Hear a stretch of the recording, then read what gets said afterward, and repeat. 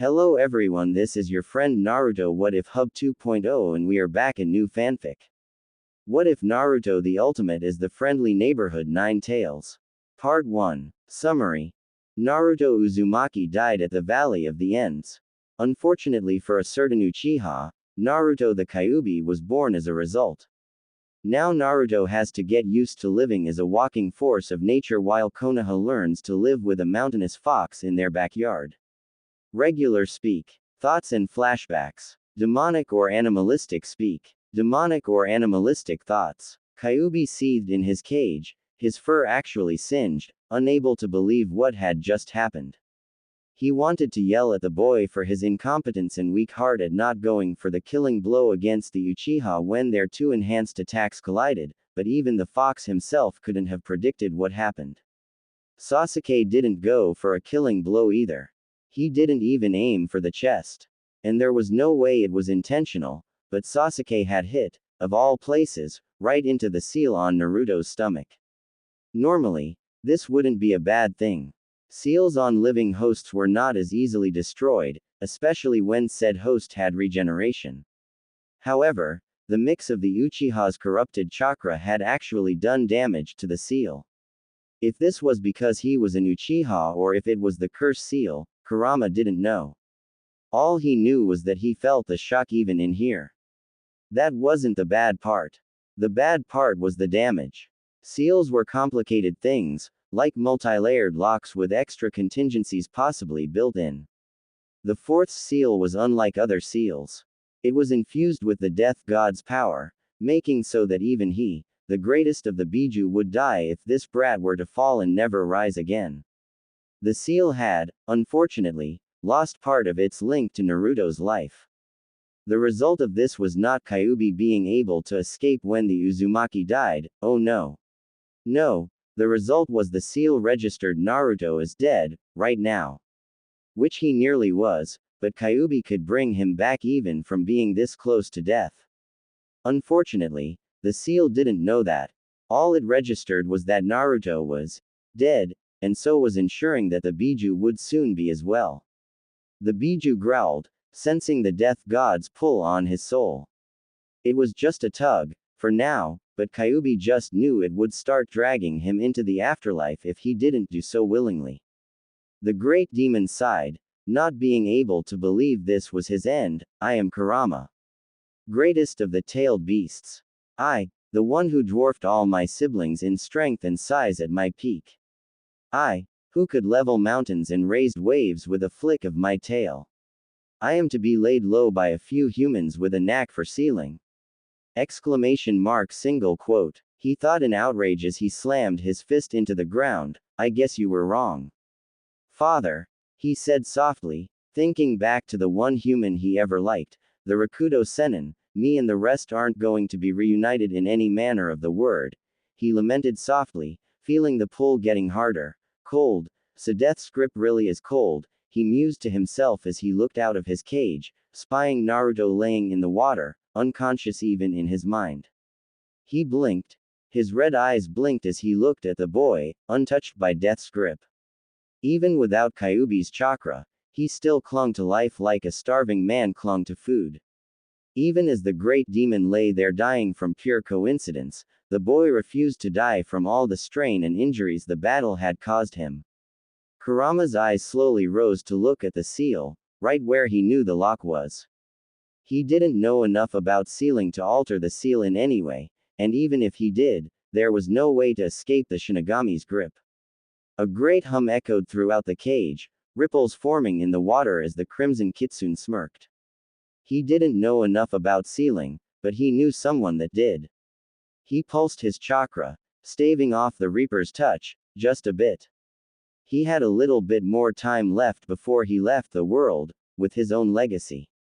Meanwhile, Sasuke panted and sighed as he looked down at Naruto's prone form, down at the side of the river, from atop the cliffside facing the direction of the Sound Village. He actually hadn't been trying to kill Naruto in the end, deciding that he wouldn't kill Itachi just to become just like him in the end. However, the lone Uchiha was a bit unsure if Naruto would survive in his defense, It was his first time using the Curse Seal's second stage, and had hit Naruto's stomach when he meant to hit the chest, opposite side of the heart, as Naruto had survived a wound there already. He shook his head, deciding to head onwards before someone showed up and finished the job for Naruto. If he got the Mangekyo Sharingan, he'd know if Naruto had died. He stopped, just as soon as he had turned, as he felt something. He turned, slowly, looking down to see that same red chakra spreading out from Naruto by about 10 feet in all directions. It caused the river water to evaporate and turn into a cloud of steam, obscuring his view as it rose out of the valley. What now? Sasuke asked in annoyance and just a touch of dread. If Naruto pulled out a final trick, Sasuke doubted he could hold his own. He fell backwards, landing on his rear, as a pillar of blood-red chakra burst through the steam, climbing high into the heavens, shaking the earth with the sheer magnitude of its power. Sasuke could only stare, eyes wide as the malevolent chakra swept over him, almost like it was trying to choke the life out of every living thing in its reach. Meanwhile, Kakashi and Pakun stopped dead in their tracks, their eyes going wide as they felt the demonic chakra. The wind, light as it was, suddenly changed directions as the chakra reached them. Kakashi, that's. Pakun trailed off, unable to say it, almost unable to keep himself from dispelling in fear. Yeah, that's the nine tails all right, Kakashi confirmed with a steely look in his eye, and sweet on his brow as he looked up as saw the pillar of red chakra, high in the distance. Naruto. Sasuke, what did you do? He whispered in dread, about to continue running towards what might just be two more teammates he had failed. Wait, Kakashi, look. Pakun called out, pointing back to the pillar again with his paw. Kakashi looked back up at it, wondering what Pakun was pointing at, before looking confused as the center of the pillar started to turn a golden sunshade of yellow, steadily spreading and converting the rest of the pillar's light. Quote. Come on Pakun, we might not be too late after all, he ordered, confused but hopeful. Konoha. Lady Tsunade. Shizune yelled as she ran into the office, finding the Hokage staring out the window.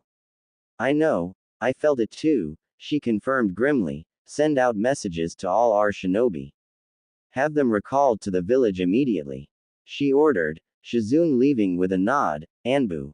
She called, her guards appearing in an instant. Monkey, have everyone high Chunin and above mobilized. Tiger, instruct all mid Chunin and below to start evacuating the civilians. Mouse, have every clan head and the village elders informed. The Kyuubi has returned, she instructed, all of them nodding and obeying. But even they were obviously nervous. Naruto. Tsunade thought sadly, keeping up a strong front. Are you dead? Sarutobi's journals state that Kushina survived releasing the Kyuubi. Then again, there's little chance that your furry friend would let you live after being its prison for so long, she mused in sorrow. Jiraiya, you better get back here fast, you're the best shot we got if this really is Kyuubi returning. Valley of the End. Sasuke, like his sensei and unlike the Hokage, saw the golden chakra forming in the red pillar, spreading through the rest like a virus almost. But Sasuke, being much closer than Kakashi, could feel another change. The hate, the anger, the unholy bloodlust were all fading, but the sheer magnitude of power sweeping over the area was just as intense.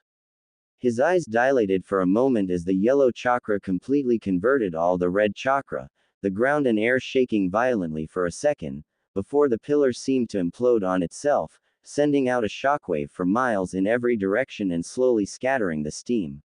Sasuke slowly rose, barely able to bring himself to move, as he stared into the smoke, looking for any movement, any sign of whatever had caused that much power.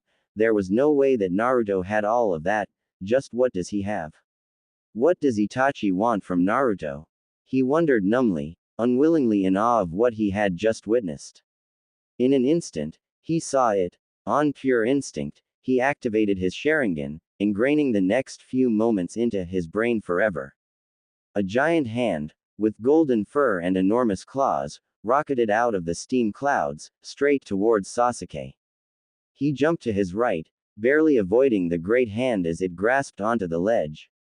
The Uchiha defector followed the length of the rather lanky arm, the strike having dispelled the smoke even more, and locked eyes with two giant slit blue eyes that were coming towards him, very rapidly, along with a set of equally giant fangs. Turning around to run as fast as he could, he soon found that his now enormous foe had leapt completely over him and landed a relatively short distance in front of him, making the Uchiha skid to a halt and back up. Just as he was about to attempt to hide in the trees from this beast, he went wide-eyed and ran back towards the valley as the golden mountain swiped its hands across the ground in a wide arc. The attack leveled the trees to the ground that weren't flung into the air, leaving no place to hide. With his back now against the ravine, he stared up at his adversary. The glaring blue eyes of a giant golden-furred fox bore down on him, with long ears that had black markings that went down and around the eyes. It was easily as big as the toad Naruto had summoned to fight Gaara. The fact that it was a giant fox, like the beast that had nearly destroyed his now former village over 13 years ago, should have registered first in Sasuke's mind. But it didn't. What registered instead were those blue eyes that stared into his very soul. There was no mistaking those eyes, even if they were slit. Naruto? He asked in disbelief and shock. Sasuke. The fox roared, truly roared, in a deep and growling voice that boomed from him fang jaw, his mere yelling shaking the valley as his 9 tails raised high above his head to swish angrily in the air, drawing Sasuke's attention to them. It can't be. There's no way. You're the Kyuubi. Sasuke yelled, unsure if he was angry or scared at that thought. Naruto, however, went wide-eyed before narrowing his gaze and growling dangerously. Teme. Naruto roared, almost unintelligibly, slamming two of his tails on the cliff on either side of Sasuke, causing it to collapse. The Sharingan user gritted his teeth, nowhere to jump to and too injured and low on chakra to try any significant wall running, as the ground fell out from underneath him. He gasped and silently screamed in agony as he suddenly found himself in the grip of a giant fox with opposable thumbs. He struggled to stay conscious as he looked up and saw Naruto was holding him right in front of his giant mouth, lathered with teeth that could rip through metal. Sasuke wasn't sure if it was the fear or the pain, but his world went black after that, his nightmares filled with the haunting images of a golden Kyuubi. With Sasuke unconscious, Naruto sat the runaway down on the ground as gently as he could. The blonde kitsune scowled as he sat on his rear and looked down at his human-like paws, opening and closing the furred fists as reality seemed to dawn on him. He had become the Kyuubi. He was now a giant fox with 9 new limbs to worry about. Out of all the things he could have done, he settled for sighing and running a paw through his head, trying to remember what happened. I may die, but the power of the 9 tails will not be so easily erased. This is my gift and punishment for you, brat. You will replace me as the Kyuubi, the strongest of the Biju. And if you fail me, if you disgrace my title, I will hound you in the next life we meet to no end. Go now, Naruto, my legacy. So say I, Kurama, greatest of the 9. That was what Naruto had heard, weakly, in his head as he began to transform in that pillar of chakra. The voice of the fox, tired yet triumphant, calling out to declare his power even as his soul was taken by death, to show that he refused to go without leaving something behind, something to prove that he had existed, that his might was not just a myth. Rough day? Kakashi asked, making Naruto blink himself back to the present to see his cyclops of a sensei was crouching on the end of his snout, giving him an eye smile. Sensei? Naruto asked in surprise, barely even feeling the weight on his nose, before blinking and glaring, you couldn't have gotten here a little earlier. He yelled, making Kakashi cringe and cover his ears while sending a lot of chakra into his feet to keep from being launched off. Don't yell, you'll make me go deaf. Kakashi yelled, his ears ringing a bit. Well, at least I know that's you, Naruto, he said, sticking a finger in his ear to hopefully clear it out. You know anyone else with blonde hair and blue eyes that is related to the words, Kyuubi no Kitsune?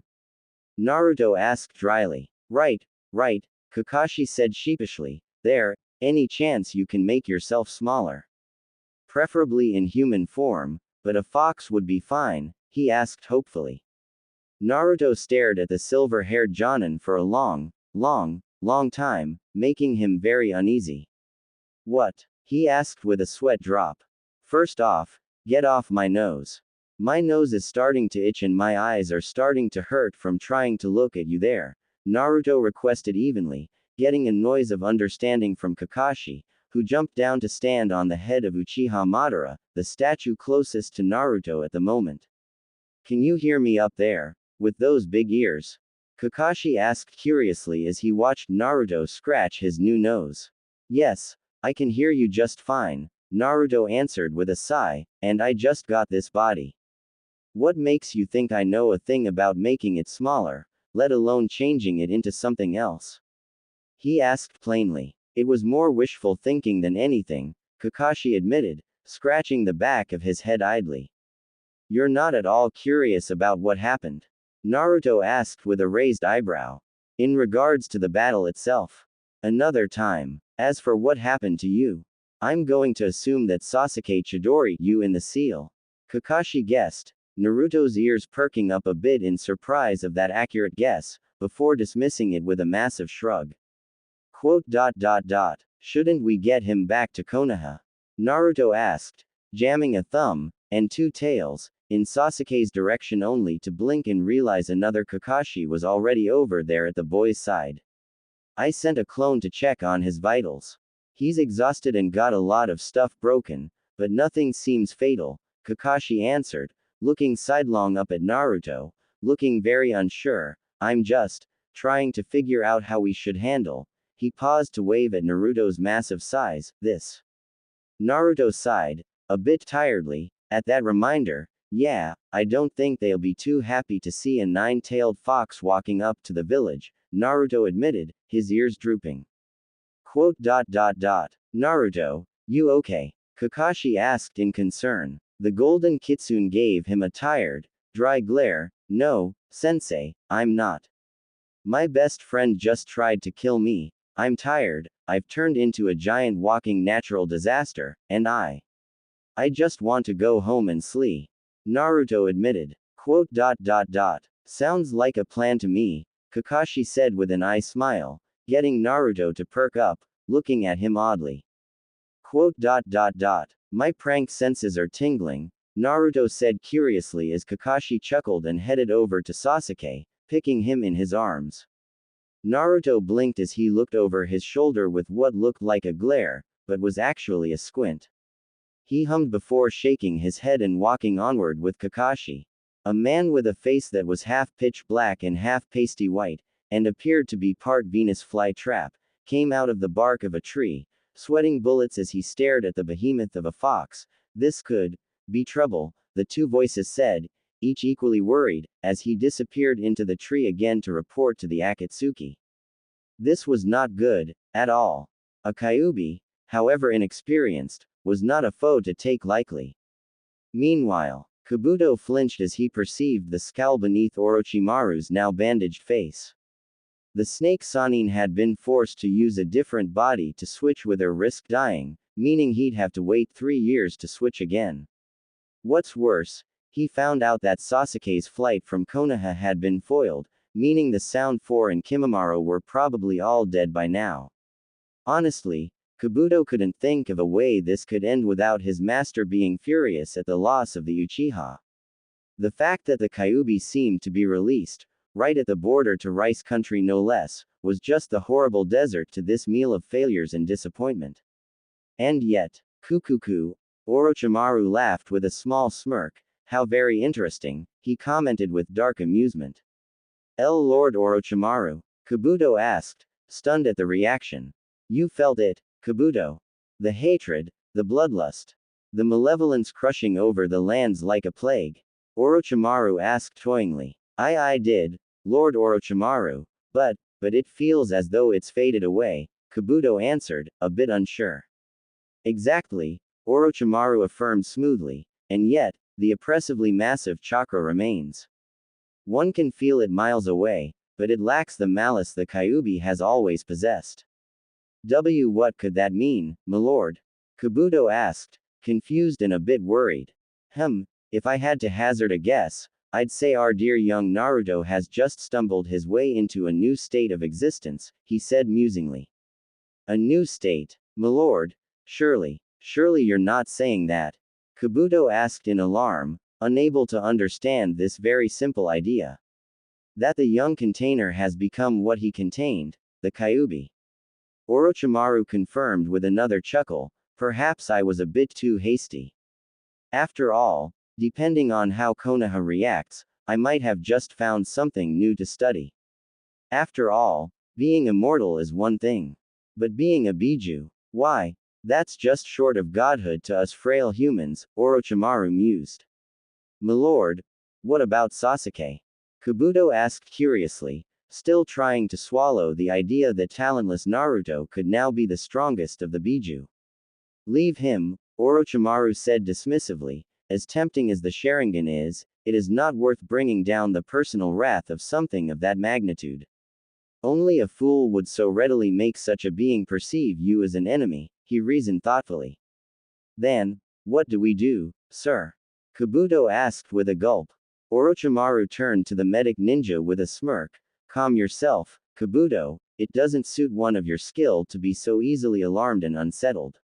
For now, we shall wait and see who the real fools in this game are, he answered, turning his senses outward. The wind of the Kyuubi, it might be enough to break the windmill itself. End of chapter. And this is the first chapter of a reimagined version of the classic idea of Naruto becoming the Kyuubi. Only, in this case, Naruto is not getting to turn into a human, Hanyo, or even little fox form. He is, for the foreseeable future, stuck as a giant fox. Now, this obviously isn't going to have Naruto getting Kurama's memories or anything like that from the fusion fix. However, Naruto will get some new personality traits that were partially caused by residual from Kurama's spirit, and partial YLJSUT him dealing with his new life. Still, few other details. Suand is gearing up for war as they might not have noticed the change in chakra very well from so far away. Zetsu, as in the anime, saw the whole fight and is a bit worried about the issues this could cause. And Kakashi is coping well with what's happened with his student. In my head, I imagine that he sat on the sidelines, staring for a while and then trying to motivate himself into jumping on Naruto's nose like that. Meanwhile, Orochimaru is not enraged about not getting Sasuke. The reason for this is that I feel fans portray him in an odd light, and I'm not even talking Abitu the pedo jokes. I'm talking about the fact that he's more obsessed and angry in fics. In the anime, with some exceptions, he seems more amused and curious about most obstacles to his plans. And since he had to switch bodies before Sasuke got there, he probably doesn't mind since he'll have to wait 3 years anyway, 3 years that he can spend subtle studying the anomaly that is Naruto. Well, next chapter, we get to see how Konoha reacts to Naruto's new form and power. Friendly Neighborhood 9 Tails. Disclaimer. I do not own Naruto. Matsukaze Tenma thanks. To you as well. Matthew Rister right now. Book Lover 41 thanks. Guessed probably at some point, assuming he has them pre-time skip. The Sithari Yo Amki a very good point. XP. Guessed no, only one, but thanks for pointing that out. Mangahero 18 true, not sure why more don't try them. Neo Cage Bunshin very true. Detra Metal very good question. DPDJ 1 thanks. Though, it's more of a conversion than a fusion. Retriever you'd think there'd be more of these. Jonalefum good to hear. W. John Craig 07 thank you for the link. Althalus 57 yep. Kakashi is a bit of a troll here, as he should be. As for the rest of the village and the elders, you'll have to wait another day for that. Guessed not really. Him not being able to transform is half the humor. JAIMOL more has arrived. Unsen Musho we'll see. XP. Regular speak. Thoughts and flashbacks. Demonic or animalistic speak. Demonic or animalistic thoughts. Beta. Dragon _ Wizard 91. AN Naruto is the size of split Kurama, aka the size of the other Biju. They were ninja. Rank and overall experience regardless, they still understood the fact that their lives were filled with strangeness. From bending the elements to warping the mind to altering the body in the most bizarre ways, they were not easily stunned into silence. They were adaptable, they were reactive, they were ninja. Yet, seeing one Kakashi Hatake riding on the head of a golden version of the Kyuubi no Kitsune, I smiling down at them and asking if they need a lift. That was a bit too much for anyone. Kakashi sensei. Rock Lee called out in surprise, seeing his sensei's rival riding on top of the Biju. Yo! Kakashi greeted with a peace sign and an eye smile. Guy sensei is going to be most impressed if your flames of youth tamed such a beast. Lee announced, still too shocked to say much else. Gaara remained silent, eyes wide and wondering why Shukaku had suddenly gone so quiet. The behemoth Kitsune glared with a tick mark, making Konoha's miniature green beast gulp. He didn't tame anything, bushy brow. Naruto barked in annoyance. Said bark made Lee struggle to remain standing as the wind whipped by him. Kakashi just looked a bit sheepish at the scene. Naruto Uzumaki? Gaara asked slowly. Hua? Lee gaped in shock, his jaw dropping with comically wide eyes. Gaara? Naruto greeted, eyeing the red head for a moment. Nice new look, it suits you, he commented idly. Gaara legitimately didn't know how to respond to that. What do you say to a Biju complimenting your wardrobe? Thank you. He tried, looking to Kakashi with a raised eyebrow, who just smiled back. Gaara was sure the Cyclops had planned this on some level. Lee shook himself out of shock as he looked to Naruto in confusion. Naruto, you have been a giant fox of chakra this entire time. He yelled in disbelief. Naruto deadpanned at that. Yes, Lee, I was like this the whole time. I was tempted to release a few tales when you sent me spinning during our first meeting, he answered sarcastically. Now, play nice with us fragile ninja, Kyuubi-sama, Kakashi requested jokingly. Yosh! Lee cheered, to even Naruto's confusion, your flames of youth must truly burn brightly. To bind your enormous power, in a quest to find a worthy rival and to live among the mortals, all the while retraining your power. Truly inspiring. He yelled with fire in his eyes, as if inspired. Absolute silence followed. Bushy brow. That was a joke, Naruto informed as Lee blinked in confusion. I got all of this just now. Yesterday, taxonomy would have said I was human. Oh, apologies, Naruto. I must have misread your tone, Lee said with a grin, letting loose a loud but good-natured laugh as everyone's sweat dropped. Am I really that bad at sarcasm, or is it just not coming out right with this mouth? Naruto muttered, scrunching his eyebrows. No, it's just Lee, Kakashi informed with a whisper. So, you two need a lift? Kakashi asked, pointing his thumb towards Naruto's back. We could use a couple of extra hands in case Sasuke wakes up and tries to bolt again. That and I might crush him next time if I'm not careful, Naruto added in, tapping one of his fingers to the ground for effect and causing a minor tremor. Lee already exerted himself more than he probably should have, and I would wager you might outpace my sand with little issue, Gaara answered as he composed himself, using a sand cloud to levitate them up onto the fox's back. There they found Sasuke Uchiha, bound in chakra-suppressing tags, ropes and plastic handcuffs for good measure. You better not get sand in my ears, Naruto grumbled half-heartedly as he raised his head back up, eyeing the nearby area of the bone forest. Geez, Gaara, did you let Shukaku out to eat a summon boss? Gaara asked, looking back at the battlefield, realizing it looked like a boneyard to the uninformed. Our enemy could grow and manipulate his own bones, Gaara informed, not sure if Naruto was already aware of this or not. Did he summon or create a giant skeleton? Naruto asked bluntly. No, just a bone forest, Gaara answered, not fazed by the question. What a waste. Naruto grumbled as he started walking again, towering over the trees that he leveled with every footstep. I'm just going to assume that Shikamaru is, or was at the very least, where those leveled trees are, he stated, seeing the anomaly in the distance. Damn. One perk of this body. I got one hell of a view whenever I stand up, he mentally mused, enjoying his far-seeing gaze, enhanced by his size and sharper senses. That'd be a safe bet, Kakashi agreed. Well, that went well. If what Naruto told me is right, Choji and Neji were probably taken back to the village already, since they broke off first. Shikamaru and Kiba might still be there, with or without the medics being there, but they might already be running from the giant nine-tailed fox, Kakashi mused to himself.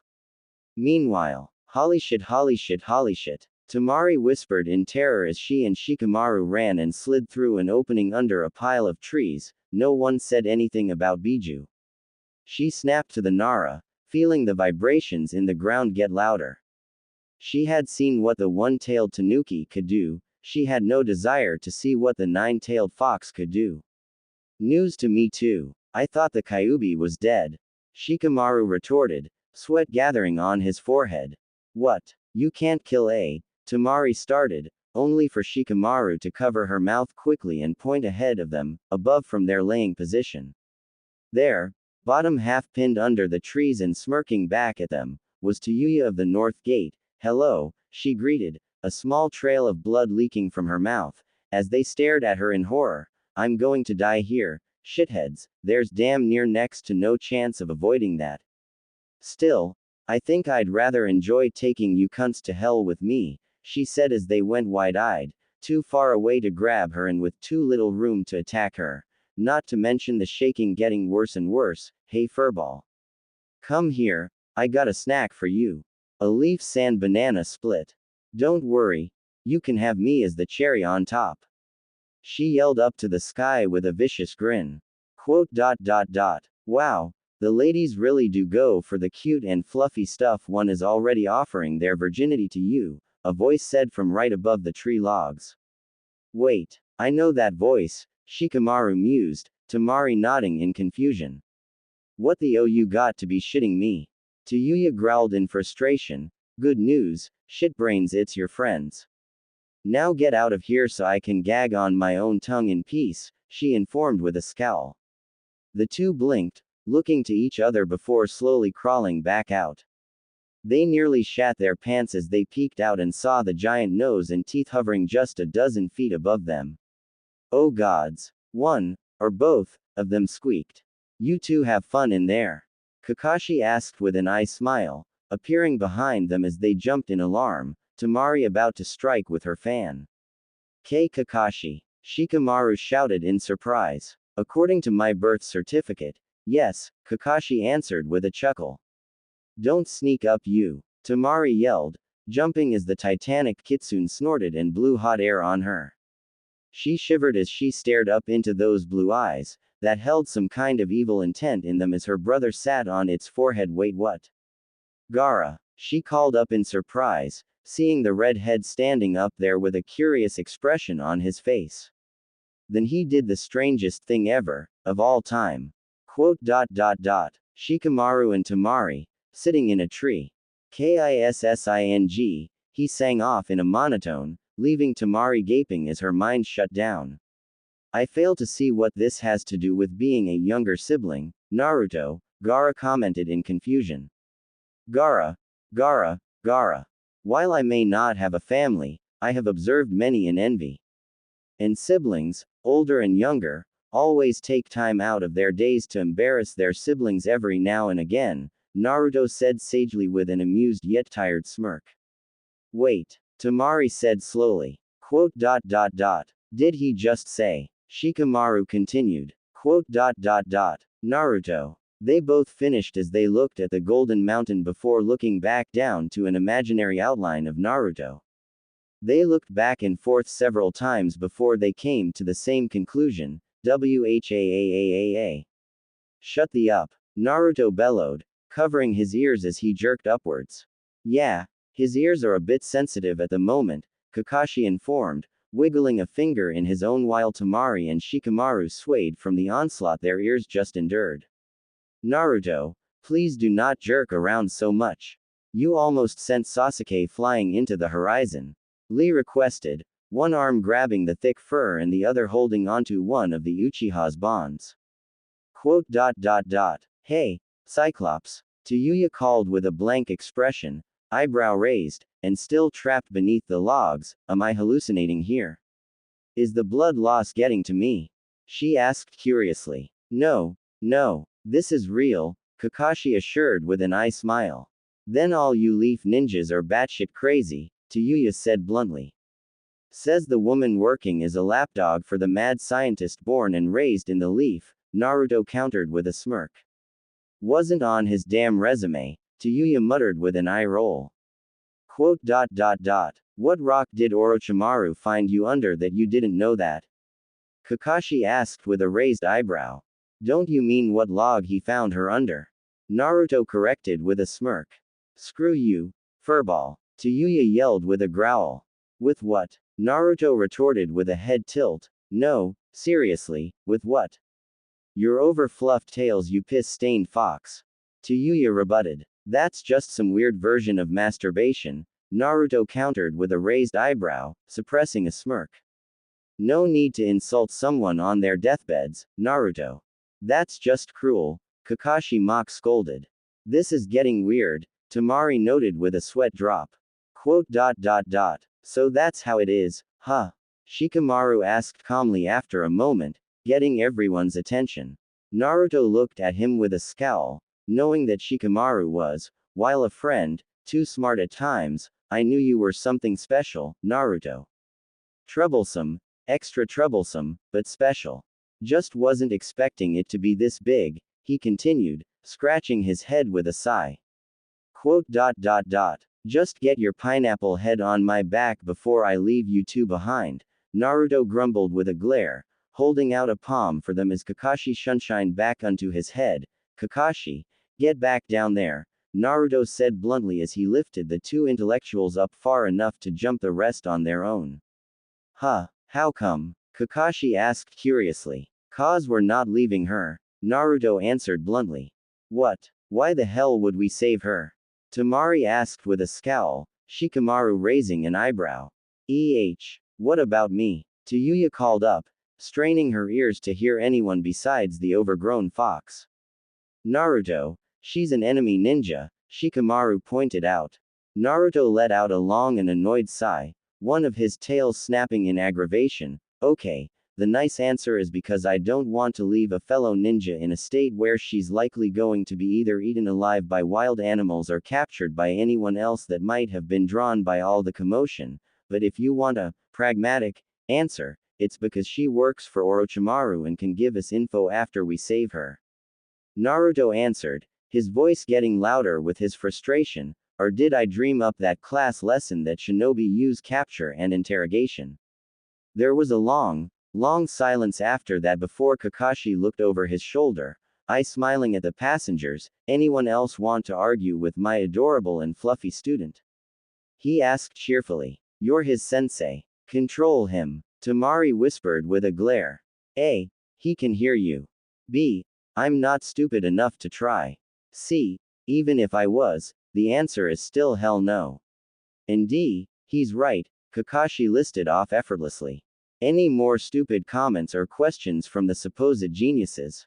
Naruto asked dryly, Temari gulping a bit but remaining silent. No. Good. Sensei. Hurry up so I can go home. I believe Naruto's flames of youth are being replaced with flames of annoyance, Lee commented to himself. You know, if you are just going to freaking torture me, feel free to just eat my ass, Tayuya said flatly. Sensei. One more sex joke and I'll never let you read Ika Ika in peace. Ever, Naruto warned, making the man pause, looking up at the blonde as if debating if the Biju could actually succeed in such an endeavor. Quote. Think you can lend a paw here? Kakashi requested, motioning to the logs. Naruto gave an enormous eye roll at that. Lazy pervert, he muttered, starting to move aside to him, tiny bits of wood while trying not to further crush the red head. Quote.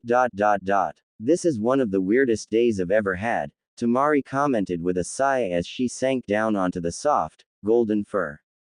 Tamari, Gaara said, causing her to look up at him curiously. What did Naruto mean by a weird version of masturbation? He asked with a head tilt. There was an awkward silence, which was quickly and violently broken by the new Biju.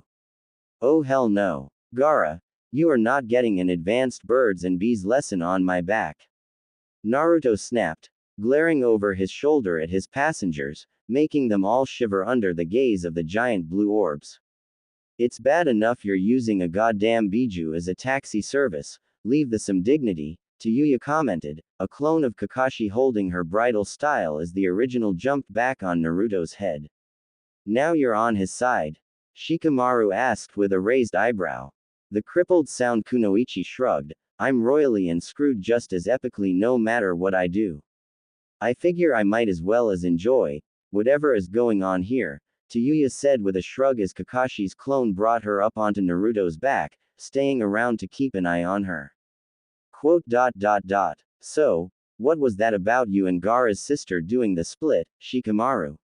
Naruto asked with a dry smirk as they both face-palmed. Quote. I feel like I'm not getting a reference, Gaara commented blankly. Kakashi and his clone just chuckled to themselves. Well, this just keeps getting more interesting, Naruto. He asked as the fox trotted. Interesting, right, exactly the word for it, Naruto muttered with a small smile. Meanwhile, Konoha wasn't the only one reacting to the birth of the new Kyuubi. No, most of the continent knew something was up by now. Perhaps few more so than a single red-headed Kunoichi in the grass village. Being a censor, Karen had sensed something going on in the east, something powerful but distant. But the moment the full power of the Kyuubi had been unleashed, the instant that pillar of vile chakra formed, she collapsed to her knees, retching as her stomach emptied its contents onto the ground. It was too powerful, too sinister and overwhelming for her to even cope with. As if it was going to burn away her soul. Her entire body went numb as she mentally stared at it, unable to look away. She didn't even realize her nose started to bleed from the stress it caused her, or that her arms clawed into her side. Then, all at once, there was a light in the darkness, a gentle warmth amongst the burning hatred. It was small at first, but quickly grew as the hatred weakened, as if cleansing or feasting on the hatred of that chakra to add to its own. With time, the flicker of light became a beacon, then an fire, until it was like she was staring into the sun itself. Comforting and life-giving, but completely overwhelming all the same. Quote. Where am I? She asked, blinking herself back to consciousness, finding herself in a hospital bed. You gave us quite a scare there, Karen, a female voice noted. Karen's head shot up and stared at the woman next to the door, Kasukabe. She greeted in surprise. While Karen wasn't exactly happy with the situation she inherited from her mother, she did have some allies among the grass, if not outright friends. This petite, short-haired brunette with brown eyes was certainly one of them. The Kusa Gensui was a bit worried when one of our most gifted censors fainted in the middle of the street, the Chunin commented idly as she sat on the bed, a white cat with two different colored ears, one brown and the other gray, sitting on her lap. Karen rolled her eye at that title. Since they weren't one of the major villages, their leader wasn't officially recognized as a kage by the rest of the world. So, the person running a lesser village either gave the middle finger and took the title anyway or, more normally, took up a different title. The Kusa Gensui, or Grass General, was theirs.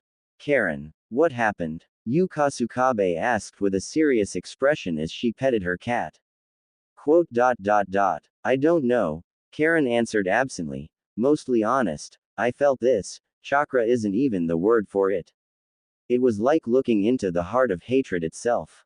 But the raw power it excluded nearly crushed my mind, she answered softly, clenching the bed sheet. Calico sensed it too, Yu answered, her cat meowing his agreement.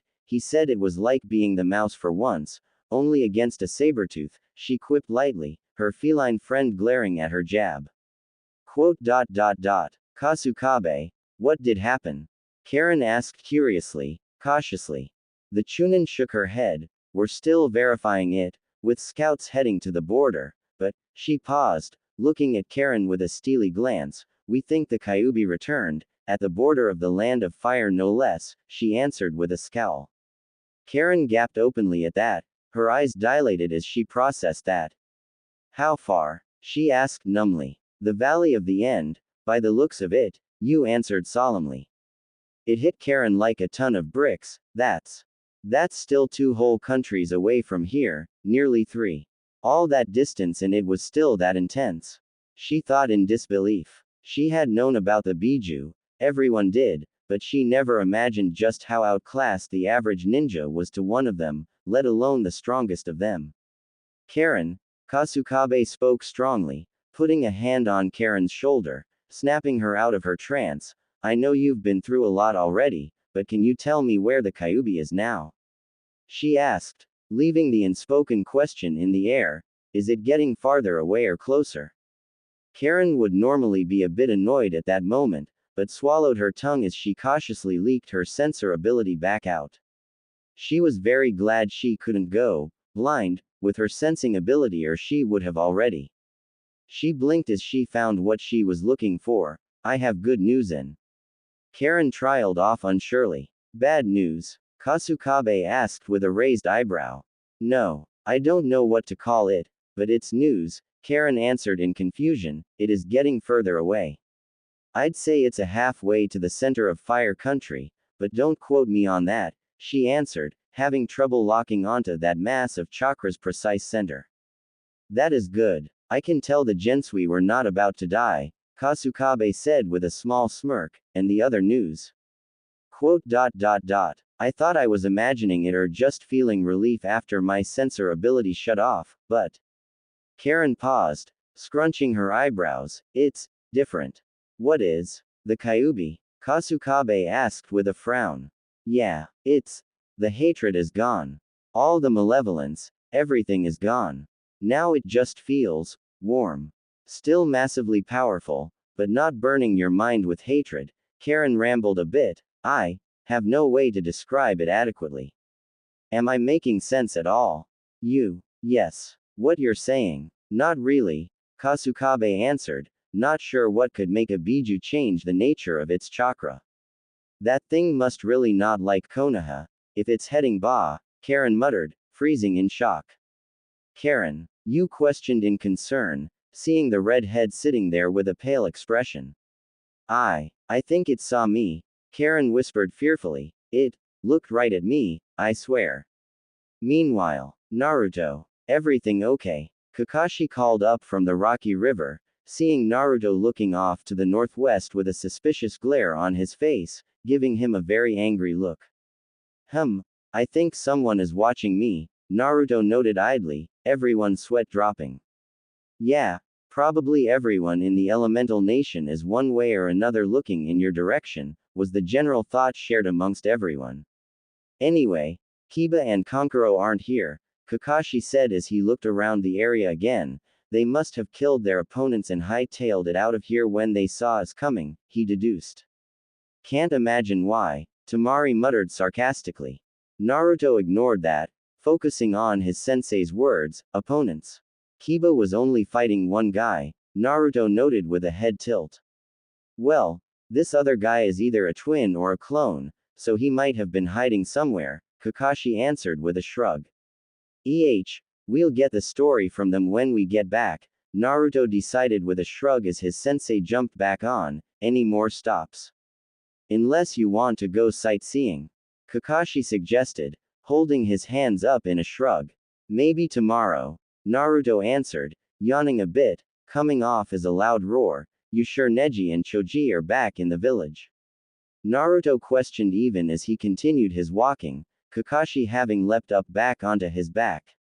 With you walking around? Definitely, Kakashi answered evenly. The medics probably rushed them back the moment they thought the old Kyubi was back.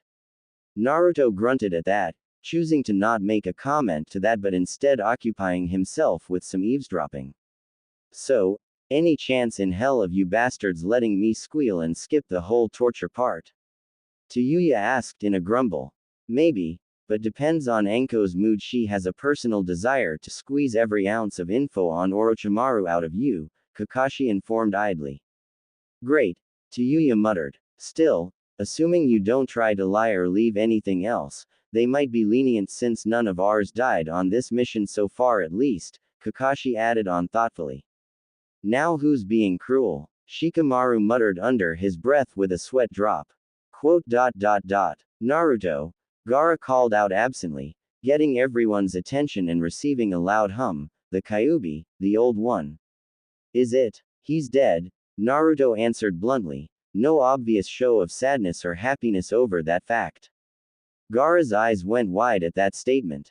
Gaara, are you okay? Temari asked, leaning over to place a hand on his shoulder in concern. Gaara slowly looked to her with shocked eyes. He's wailing, he answered numbly as Temari looked confused. Shukaku is sobbing. Temari looked shocked at that herself, the rest as well, openly gaping at her little brother while Kakashi narrowed his eye at that. But unseen to the others, Naruto scowled as he marched on towards home. End of chapter. There we go, chapter 2.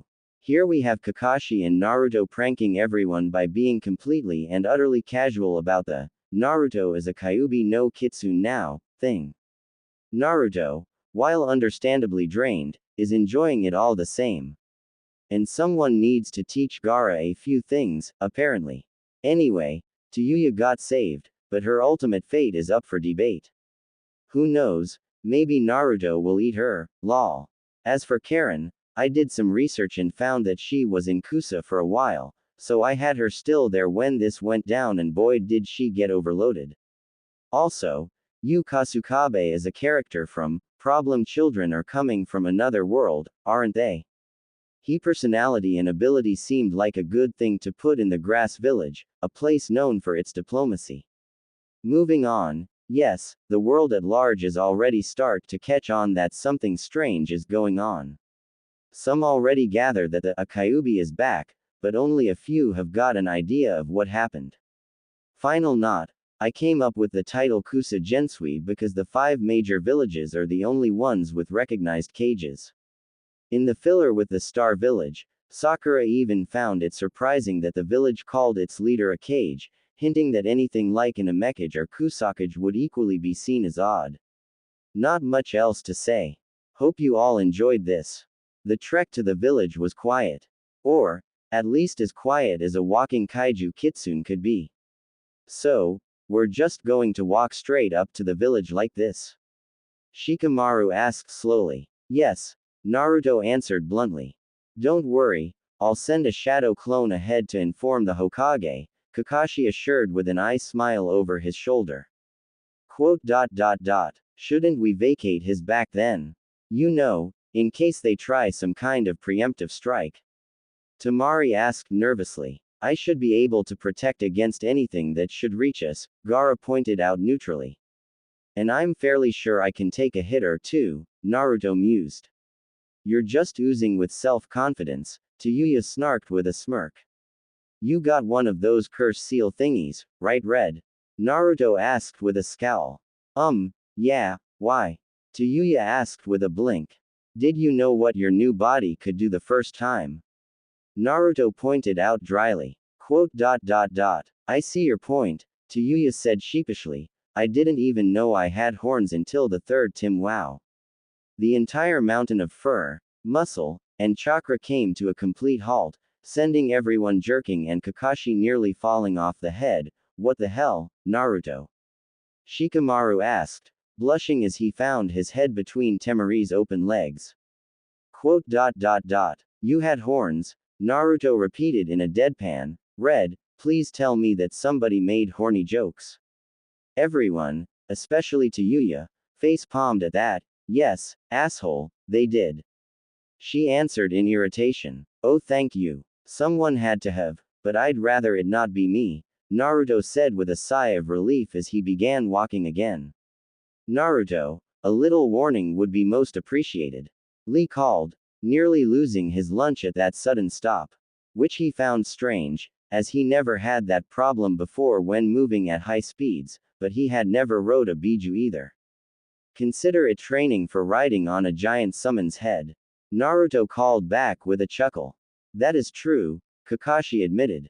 Though, in fairness, fur seems to be harder to hold onto with chakra, he mused thoughtfully, remembering riding on some toads with his sensei a few times. Naruto. Gaara spoke up. Shikamaru had his head between Temari's legs. Does that warrant another song? Gaara asked curiously. Kakashi almost laughed as he saw the enormous ears perk up at that and felt the massive muscles moving beneath his feet as the eyes widen. What the are you two doing on my back? Naruto yelled in outrage. Nothing. We swear. Temari promised quickly. It was an accident, honest. Shikamaru added in. I don't know. Your face was getting really deep in there. Tayuya teased with an evil smirk as they glared at her. What is with you? Temari yelled in a hiss. You paralyzed me. Tayuya hissed back. Ah, to be young again, Kakashi said wistfully. They can be young off my back. Naruto snapped. New rules. No, making out, or anything else eki on my back. I'm not a taxi and I am not a place for a quickie. Not even if it's two girls. Kakashi proposed with an eye smile. Maybe. Naruto conceded after a long moment. Really? Temari asked blankly. My back, my rules. You got a problem with it, I can give you the express route home, Naruto said, making them all flinch as one of his tails snapped in the air. You know, a shadow clone might dispel on the way. I think I'll go in person, Kakashi said cheerfully as he walked to the side of Naruto's head. Wait, you're leaving us here alone? Temari asked with a bit of panic.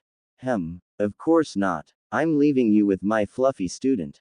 He'll take good care of you, Kakashi promised as he jumped off the side and vanished in a swirl of leaves. Temari watched over the edge, to where he had vanished, slowly looking up to the Goliath, slit blue eye, watching her without amusement. Got a problem with that, Sandy? No, everything is peachy, Temari assured quickly, scurrying back to her seat. What the ever-living shit is wrong with you? Tayuya asked blankly. I'm sorry, but I'm still a bit intimidated by the gargantuan forest animal filled with razor-sharp teeth, Temari said with a sickly sweet smile. We don't have many summons in Suna, Gaara filled in offhandedly. The fact that I beat your brother as a human probably doesn't help much, Naruto said with a smirk. No offense, Gaara. None taken, Gaara answered uncaringly. Wait, what? Lee and Tayuya asked at the same time. Oh, you never heard, Lee. Gaara was going full raccoon mode during the invasion, so I ended up fighting him before he killed anyone, Naruto supplied with a shrug. Please don't shrug, Lee requested weakly. So you up a biju, before you were a biju? Tayuya asked slowly, smirking a bit. Goddamn, Foxy. I wouldn't put it like that, Naruto said awkwardly. Shukaku wouldn't either, Gaara informed, hearing his demon grumble about the insults. At least it wasn't wailing anymore. Though, the sniffles were still a bit disturbing. They all fell into an uncomfortable silence before Naruto let loose a mighty sigh. So, okay, screw it, the silence is boring. Red, why did you join up with the snake?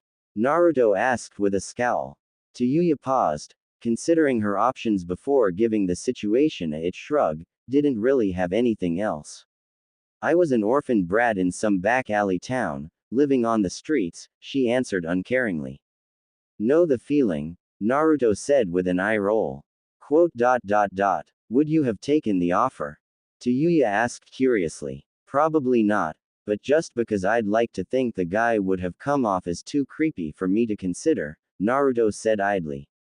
True, but, well, no offense, but I didn't want to end up as some gross-ass toy. At least with Orochimaru I got to be a bit badass, Tayuya said with a smirk. Better than Tem's reason, Naruto said with a snort. He's still out cold, by the way, Tayuya informed. Good to hear. I really can't put up with his bull right now, Naruto said with a sigh, impatient little. Naruto, you do remember you were the smallest of us, right? Shikamaru reminded with an arched eyebrow. And now you're all bite-sized, Naruto said in annoyance. Could you all stop pissing off the Biju here? Tayuya requested with a groan. Everything we say pisses him off. Tamari countered. Sue me, pigtails. I'm tired after the day I've had. Naruto snapped with a growl. Quote. Tamari, Gaara addressed neutrally, please shut up. Now. Meanwhile, Tsunade would admit it. She had no idea what the hell she was getting into. She hadn't been here when the Kyuubi got free all those years ago, she had not seen the destruction it wrought, nor had she felt the pure overwhelming power of its chakra. The air grew heavy when it was still a distant blur, announcing its presence for all to take notice of it before they even felt the ground trembling. Everyone, get into position. She declared loudly from outside the walls before bringing her hand down as a great cloud of smoke appeared around her. Tsunade-sama, you called? Katsuya asked respectfully. Against a Biju, a summon had two initial uses, either a surprise attack or as a diversion for the demon to focus on. She chose the latter. Katsuya, I'm actually sorry to bring you into this, Tsunade said with a sigh, the Kyuubi is free again. Quote. I see, Katsuya acknowledged with just a hint of hesitation, I will aid you in any battle, Tsunade-sama, but I fear I won't be of great aid against such a foe. Tsunade smirked a bit, don't sell yourself short, Katsu. Besides, your first role here is keeping its attention while we spring some traps to stall it, she informed. Slow it? Katsuya questioned. Yeah, Jiraiya definitely felt it too, so we're holding up until he gets his ass back here, Tsunade explained with a scowl as she looked over her shoulder. There were at least 100 ninja dotting the walls of Konoha, now seemingly empty with every non-combatant in the safe houses. I don't particularly like the plan, but it is the best option, Katsuya agreed as she watched the enlarging shape approaching them. Tsunade-sama, does there seem something strange about the Kyuubi to you? She asked, sounding like she would frown if her face allowed it. She had never seen the Kyuubi in person, but something was off about it. That would be the nice shade of gold you're noticing, instead of the usual crimson, Kakashi said merrily from Tsunade's left, making her nearly jump in surprise. Not normally something that he could do, sneaking up on a cage, but with her attention on the giant fox approaching, he couldn't resist. And thank every survival instinct he had to duck under that annoyed punch, Kakashi. I thought you had gotten eaten, Tsunade commented in surprise, what took you so long?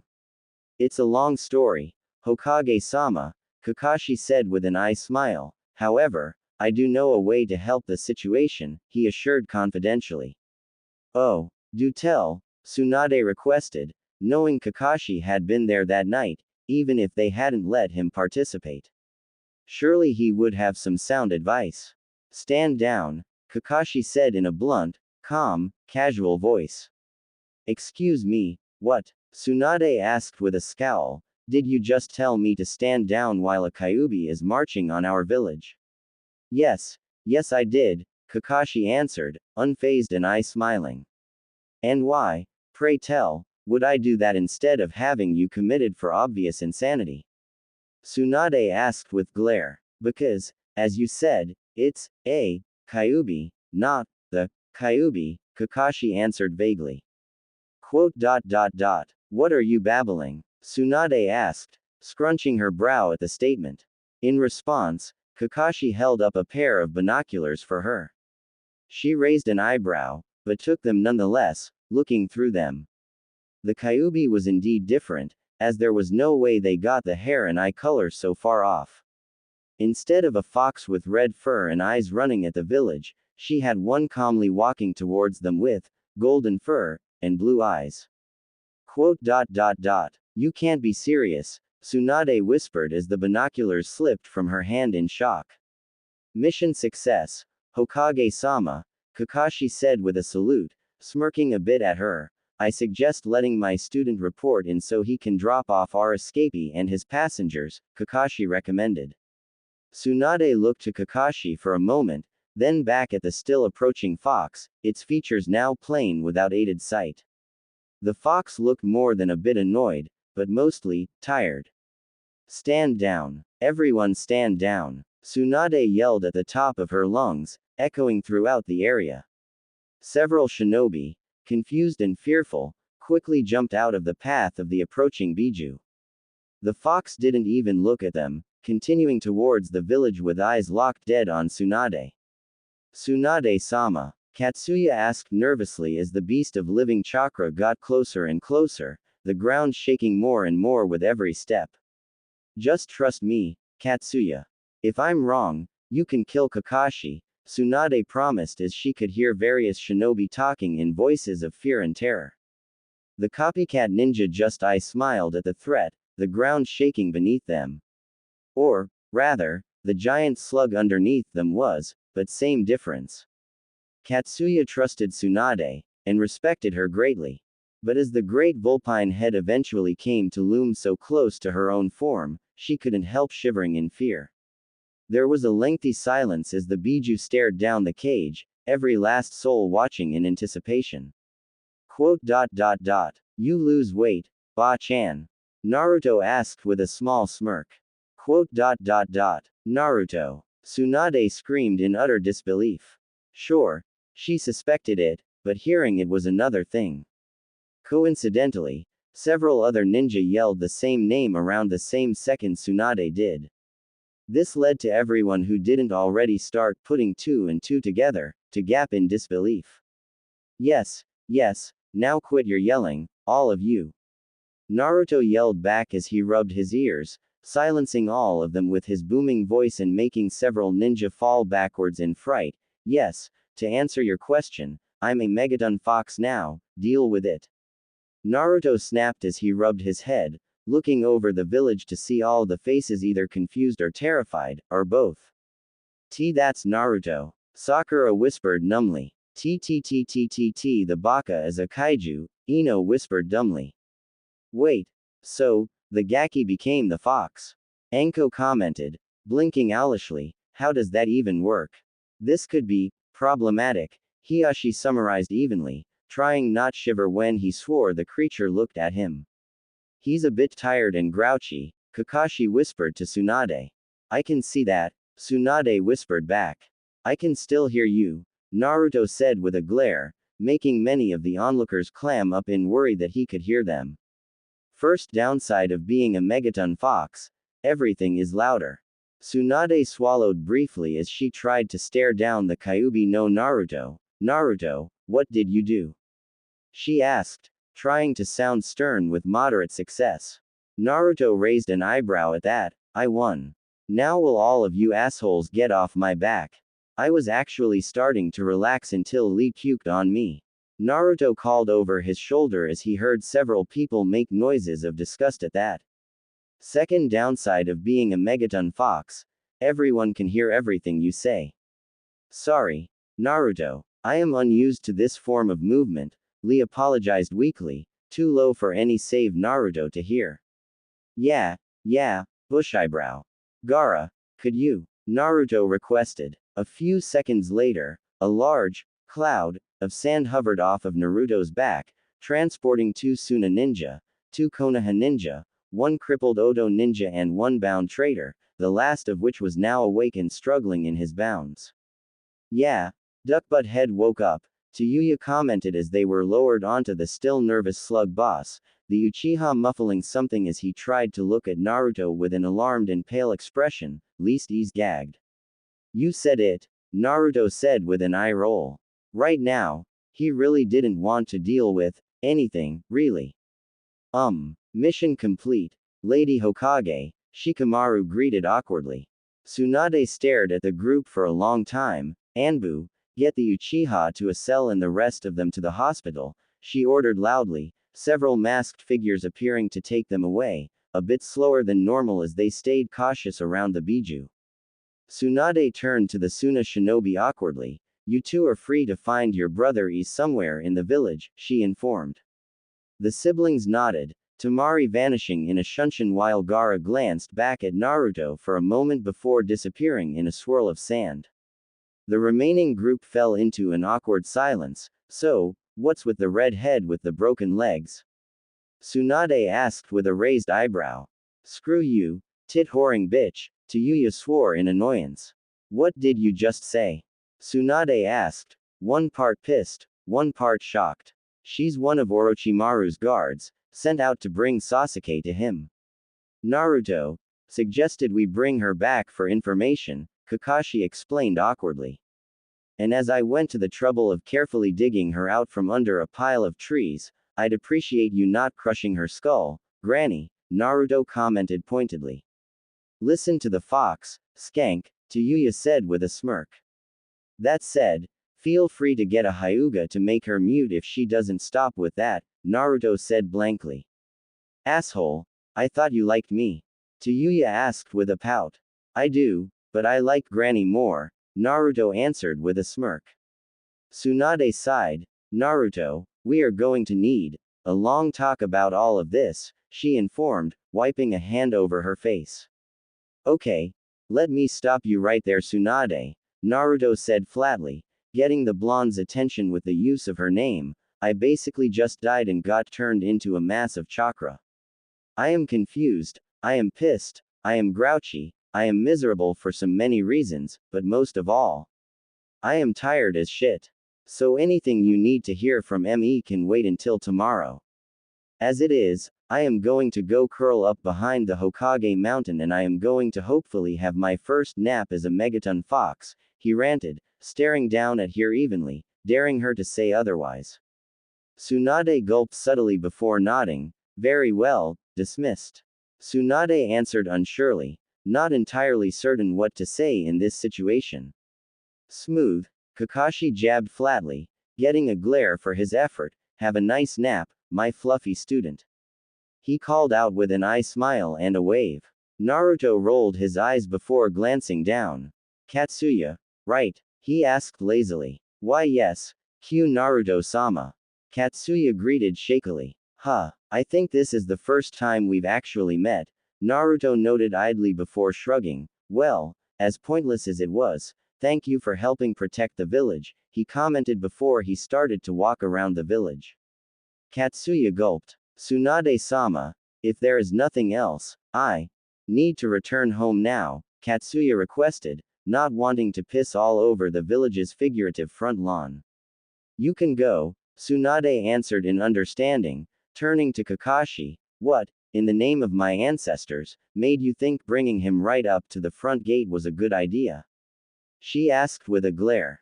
Kakashi shrugged. We had a high-asset target, various comrades exhausted, and a crippled prisoner, and Naruto wanted to go home and sleep, so I wasn't about to argue with the, quote, megaton fox, unquote, he answered casually.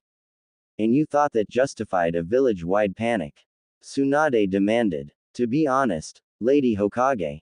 Kind of, yes, Kakashi answered bluntly as he stared at her, completely serious. The village was always going to react badly to this no matter what, at least initially. Naruto has a tough time ahead of him right now, so I thought it best to let him know this can still be his home rather than making him stay at a figurative arm's length, miles away. Unless you want to explain to the daimyo why there is a giant golden fox wandering and sleeping around all of Fire Country and avoiding here. Kakashi explained unapologetically. Quote. You've thought this out, Tsunade commented in slight surprise. No, Tsunade, I didn't. I just saw my student needed some reassurance and some rest, he retorted with an eye smile. Tsunade groaned as she rubbed her forehead. I should really demote you or something for this. For now, just fill me in on what you know, she requested. That, I can gladly do. Though, if you want the full story, I'd sug. Naruto's first night at the beach was quiet. That was the only word for it, really. His week atop the Hokage mountain had involved him falling asleep with the entire nighttime cacophony of the village in his ears. Drunks at bars, dogs barking, couples arguing, babies crying, people screaming from nightmares. Every sound in the village, and he had learned to tune it out. Compare that to these shores. The gentle crashing of the waves, the wind blowing through branches. Some might even call it peaceful. And he was alone in another way now. What was he going to do? Hokage was off the table. He literally wasn't human now. Protecting the village was obvious, for reasons both personal and practical. But before, he had a life beyond being a ninja. Friends, places he liked to go, and things he liked to do. How does one have a life as a Biju? A very loud and sudden pop made him look over in surprise to see a large cloud of smoke. He scowled and grew fairly confused as the smell of toad invaded his nose. Nice night, Naru boy. What are you doing here, Gamabunta? Naruto asked, glancing off to the trees where he knew Jiraiya was. Why'd the pervy sage drag you out here? You look like you can't sleep, and he thought you could use some company of a similar size, Gamabunta informed, taking a long inhale of his pipe. You're not exactly the type to pop in for a friendly visit, Naruto remarked skeptically. Gamabunta sighed. Well, I've been wondering how you were doing, being this new Kyuubi and all. And I did stab you, so a visit is the least I owe you. Naruto growled thoughtfully before looking back out to the sea. I guess I can't hold it against you too much. I probably made you piss yourself. You sure did, Naruto. Naruto did a double take, seeing a much smaller toad on Gamabunta's head. Gamakichi. Wow. Dad wasn't kidding. What did that village of yours feed you? Gamakichi said with a laugh. You should have seen it. Dad actually wet himself. It was hilarious. I thought he saw the Shinigami. You little. Gamabunta glowered at his son. I told you not to say anything about that. But yeah, the old guy summoned me and had me ask Dad if we wouldn't mind paying you a visit, Gamakichi explained. What's the matter? Too important to summon us yourself now that you're some big shot with 9 tails. That just makes you 9 times a baby to us toads. Quote. If you were any bigger, I'd flick you into the ocean, Naruto said, his small smile revealing his true feelings. After that, I'd let him too, Gamabunta remarked with a snort. So, Naruto, I hear this is your new home. More like secondary home, Naruto mused, glancing back at the whale carcass. I'd have cleaned up, but I wasn't expecting visitors. Biju need to eat? Gamabunta asked in legitimate surprise. No, but we still taste stuff, Naruto answered. Perfect. That means I didn't waste my time bringing this along, Gamabunta said as he pulled something out from behind his back, that something being a sake bottle, a very gigantic sake bottle, fit for someone of Gamabunta's size, or Naruto's. Consider it a housewarming present, sans the house, Gamabunta said with a chuckle as he popped it open. Quote. Last time, I told you I was underage, Naruto reminded. But since then, I've died and become a giant-ass chakra fox. So, sure. That's the spirits. Gamabunta jabbed as he produced 2 enlarged sake cups. Besides, we never really did seal the whole henchman thing with a proper drink. Naruto snorted. Oh, so that's why you're here. You just wanted to be able to say the Kyuubi is your henchman, he countered as he picked up the cup awkwardly. It was strange. The hands were like a human's, so it was very familiar, to grab a cup like this. But it still felt off, especially while sitting on his haunches like this and how long his snout was. Well, come on, let's see if all that chakra helps you hold your sake. Gamabunta egged on. Naruto shrugged and, in sync, they both started to drink from the cups. Go, go, go, go. Gamakichi cheered on, pumping his amphibious hands in the air. Ah, that's the good stuff. Right, Naru boy, Gamabunta said with a laugh. In response, Naruto reached over, grabbed the entire bottle, and proceeded to start chugging it without saying a word. Meanwhile, the 2 humans were watching this unfold with increasing uneasiness. Quote. Did you just turn my student into an alcoholic? Kakashi asked, too dumbfounded to be upset. I didn't know he'd bring booze. Jiraiya defended. I didn't think Bunta was crazy enough to try and get a Biju drunk. Apparently he is, Kakashi said, sweat dropping at the scene. And Naruto is still going. You got a taste for it, Gamabunta asked in surprise. The bottle now empty, Naruto put it down and wiped his mouth with the same arm. Not really. Just wanted to see if I could get buzzed, Naruto said in disappointment. Almost did. Then it was gone. I think my chakra burns through it too fast. Oh, I suppose that answers that question, Gamabunta mused. Perhaps something stronger will outpace it. Still, glad we could have this drink. Naruto silently looked back up at the moon. Another time, think you might be able to help me with training.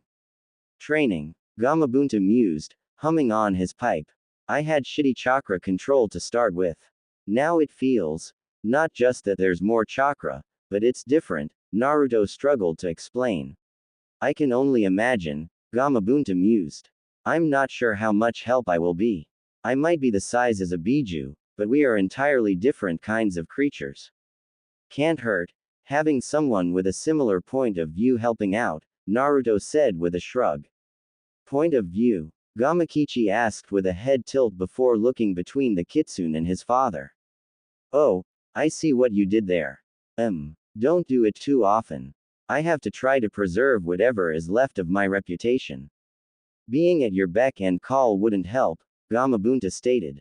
Well, about time for us to head home, Naru boy. I hope you sleep well. Farewell. See ya. Gamakichi called out with a wave. Until next time, Naruto answered with a smile as they vanished in a puff of smoke.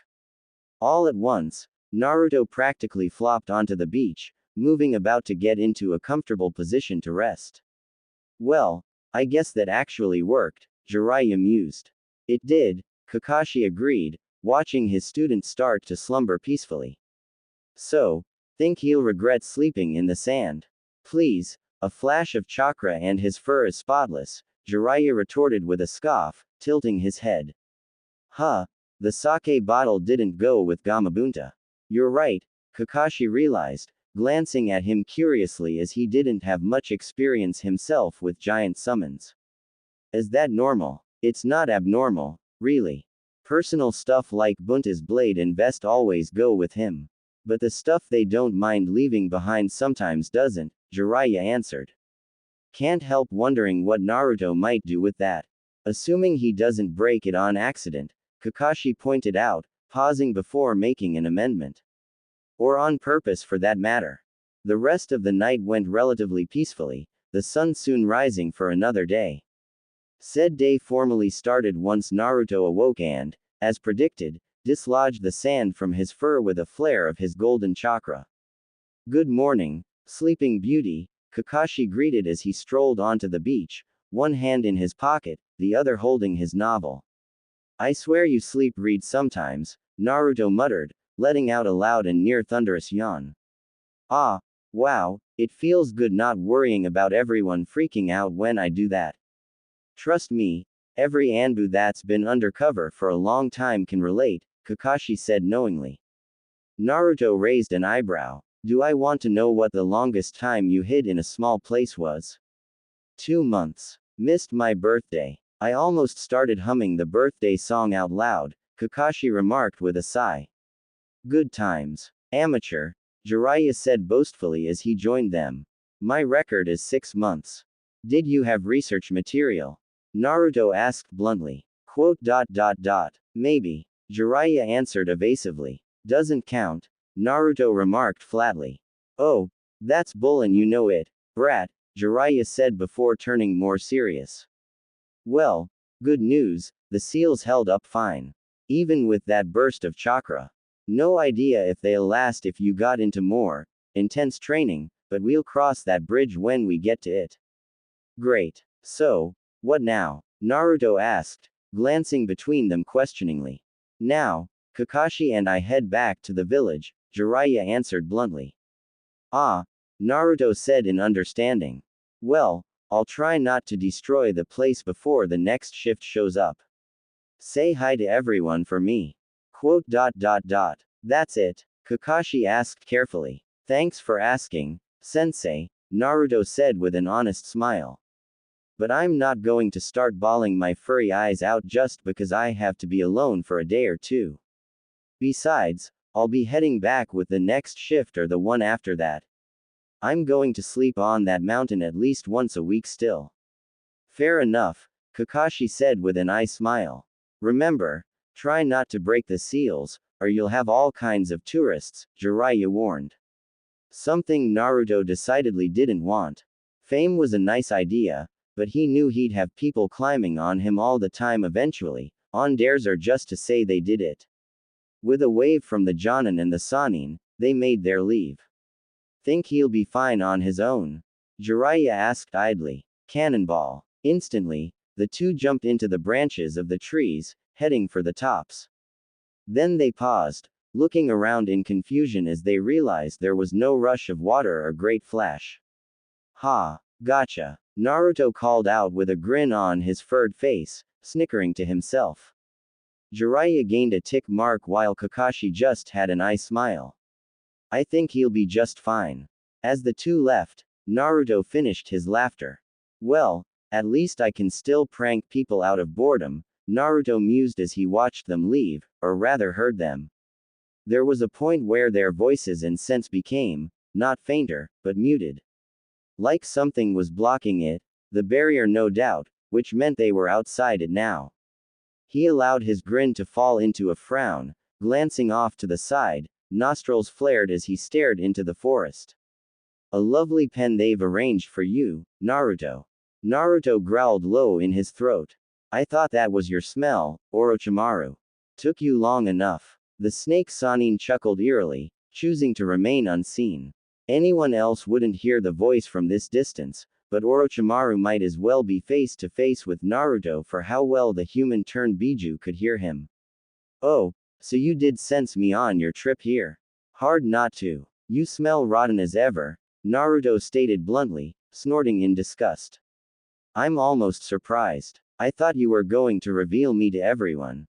Or at least to my old teammate and your dear sensei, Orochimaru continued. I'm not a genius, but I'm pretty sure that you'd find this place eventually even if we scared you off, Naruto answered. So tell me, why are you here and when can you leave? Oh, I didn't expect you to be so willing to listen. Orochimaru asked with an amused hum. I've gained a lot of training in tolerating horrible voices this past week, I'm sure I can stomach yours, Naruto retorted flatly. Perhaps there is a brain in that head of yours, Orochimaru joked. Go hump a rock, Naruto barked back.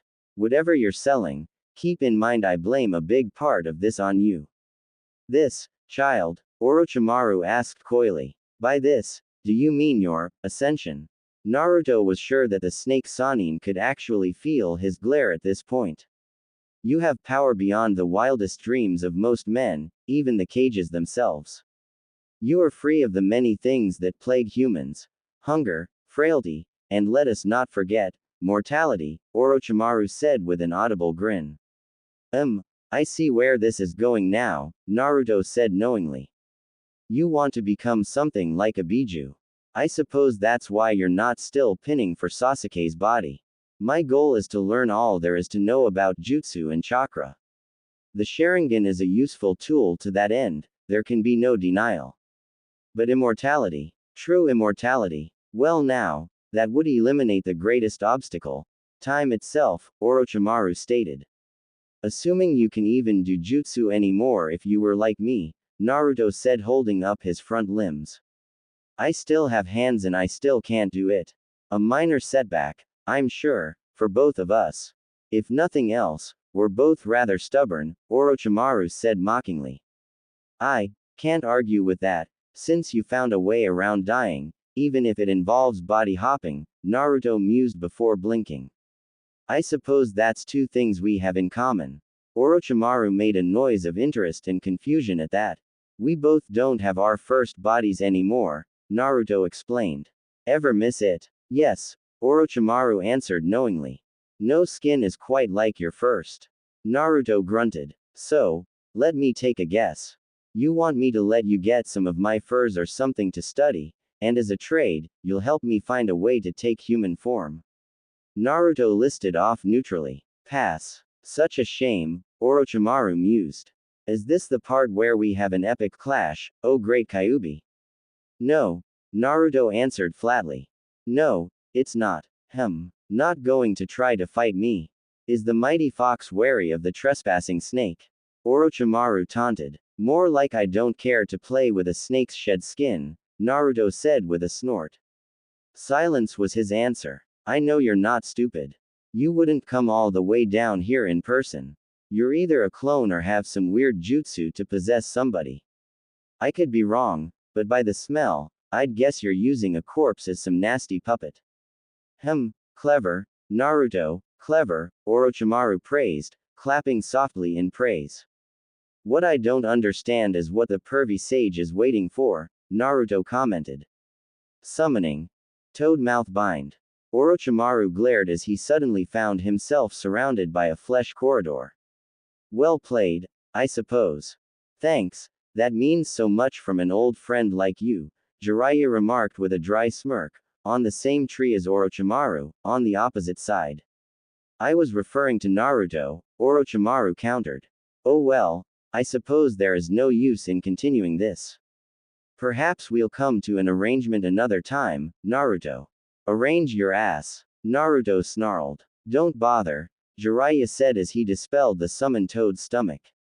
He came around the tree, finding there was indeed a corpse lying against the tree trunk, lifeless eyes staring up. He's already gone. Also, arrange your ass. Yeah, I realized how bad it sounded when I said it, Naruto grumbled. You knew he was following us. I knew someone was, even since you stared at that mountain on the way here, Jiraiya remarked with a frown. Why didn't you say anything before? You mean not wanting to blow whatever plan you had cooked up? Naruto asked with a shrug. I wanted to hear what he had to say.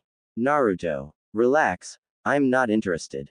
I don't want an Orochi Biju any more than you do, Naruto assured casually. But I wanted to know what he was after. Seemed like something useful to know, what he wants from me. I almost thought, becoming a Biju, was too obvious an answer for him.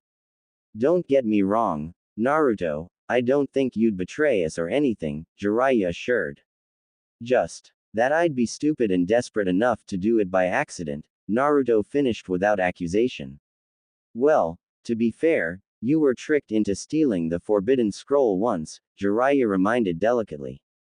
Oh, yes, an orphan boy was tricked by the one sensei that acted remotely understanding to him, Naruto retorted with an eye roll. Be more alarmed that an academy student could have run off with it if I hadn't stopped to learn from it. Can't argue with that, Jiraiya agreed. Well, the barrier is secure with him gone, if only for now. Yeah, why did you let him find this place? Naruto asked with a raised eyebrow.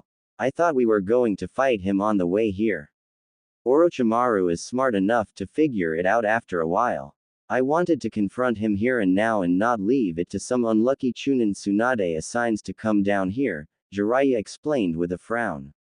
You need to be careful, Naruto. It's entirely possible that someone might come here and try to seal you away. It'd probably fail, given you're the Kyuubi now, but still. Naruto frowned. Not a thought he wanted to dwell on more than he had to. He had heard more than a few conversations about sealing him around the village. He imagined a few more were happening now that he was out of earshot of the village. Don't look so glum, Jiraiya said with a sigh.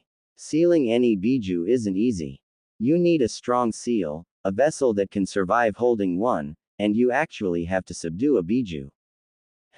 You do? Naruto asked with interest. Jiraiya nodded sagely. Unless it's somehow restrained or overpowered, sealing a fully formed Biju is almost impossible. Any sealing that can be done that quickly is too fragile. Any that take that long, well, if the Biju doesn't kill you before it's done, it certainly won't stand still enough for the impact. That isn't even getting into how powerful the chakra can be and overwhelm the seal or the vessel before it takes hold. Well, good to know someone can't just come right up to me and surprise seal me, Naruto remarked in some relief. Jiraiya nodded. He didn't bother mentioning that the only thing that could normally survive having the Kyuubi sealed into them long-term was someone from the Uzumaki clan. Something they were in short supply as of now. The irony of Naruto's lack of family being a good thing for his continued freedom wasn't lost on Jiraiya. Well, I'll be heading out for real this time. I told Kakashi to hang back in case something went wrong, Jiraiya informed, waving as he departed. Good. I can finally get the snake smell out of my nose. The damn whale leftovers smelled better, Naruto said, snorting hard as he rubbed his nose. Meanwhile, I see you. Those 3 words haunted her mind with every waking moment. I see you. Those words, and that great blue eye, peering into her soul from across time and space.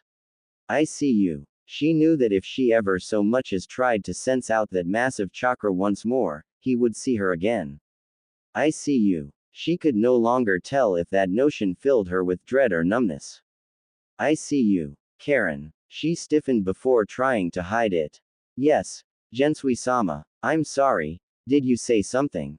I asked how you're doing, Shiroyasha repeated patiently, eyeing the dark rings around Karen's eyes. I already filled for a return to work, Gensui-sama, Karen answered evenly. Yes, but I asked how you're doing, Shiroyasha reiterated, getting only silence. Karen, you were unconscious for 2 days and in the hospital for another. Physically you're fine, but you've refused to answer any questions about what happened. Karen balled her fist, not in anger, but to steady herself. If you're worried I can't do my job as a censor. I'm worried about you, Karen, Shiroyasha stated forcefully. You don't have to explain what happened. But can you give us some idea of what you're going through? Quote. Karen looked down. I think he can still sense me. The Kyuubi, the leader of Grass asked with a raised eyebrow. The new one, yes, Karen answered, refusing to look up still. Every now and then I can feel some spike in his chakra, whenever he's focused on my direction. Quote. Karen, do you think the Kyuubi marked you in some way? Shiroyasha asked carefully. I don't know what he did. Or what I did, Karen answered with a shiver. Just that I am acutely aware of him, more than I was before. Like I'm going to turn around, and he'll be watching me from just over the trees. Shiroyasha looked troubled at that. There was no telling what all of that could mean. Gensui-sama, I'm fine, honestly, Karen assured with a weak smile. I just need to get a good night's sleep for a change. Shiroyasha nodded slowly. Is there anything else? Yes, Karen answered with a frown. I'm not sure if you knew already, but he went south. South? Shiroyasha asked with a raised eyebrow. I don't know why, but I could feel him move further and further away yesterday. Shiroyasha cupped her chin. They're probably keeping the Kyuubi somewhere out of the way so that he's not lurking over the village all the time. I'm sure that even if the village got used to that, it wouldn't be good for customers. That was objectively true, Karen knew. Why haven't they tried to seal him though? Shiroyasha gave her a dry smile. Because having a Jinchuriki is one thing. Having an actual tailed beast as a willing ally. That's terrifying. End of chapter. Yo. Welcome BAKC to another chapter. Here we had Naruto getting 2 very interesting meetings, a friendly one with Gamabunta, and a less friendly one with Orochimaru. Yeah, Naruto has been aware that Orochimaru was following them, but couldn't make sure anyone else knew without giving it away. Luckily, Jiraiya is Jiraiya, and figured it out as well. Also, a little peek into how Karen is doing. Not great, but not too horrible. Naruto really minded her. Which, to be fair, was less to do with what he did and more to do with her being a censor type. Still, all in all, Naruto had eventual start to his new beach home. Until next time, we are not killing our Jinchuriki. The official with a Sokutai hat frowned dramatically. Rakage, need I remind you that the daimyo. This is not the first time a Jinchuriki has died, said without hesitation or wavering. This is the only time one has become a Biju. Are you aware of what normally happens? Is the daimyo. The courtier remained silent, knowing the answer. Best case scenario, the biju is gone for couple years before reforming. Worst case, it is released right then and there, leading to devastation and death, A answered calmly. We are well aware of the last time the Hachibi broke loose, the courtier said quickly. He flinched back, as if struck, as a stood and slammed his fists through his own desk. Then why are you here, you moron?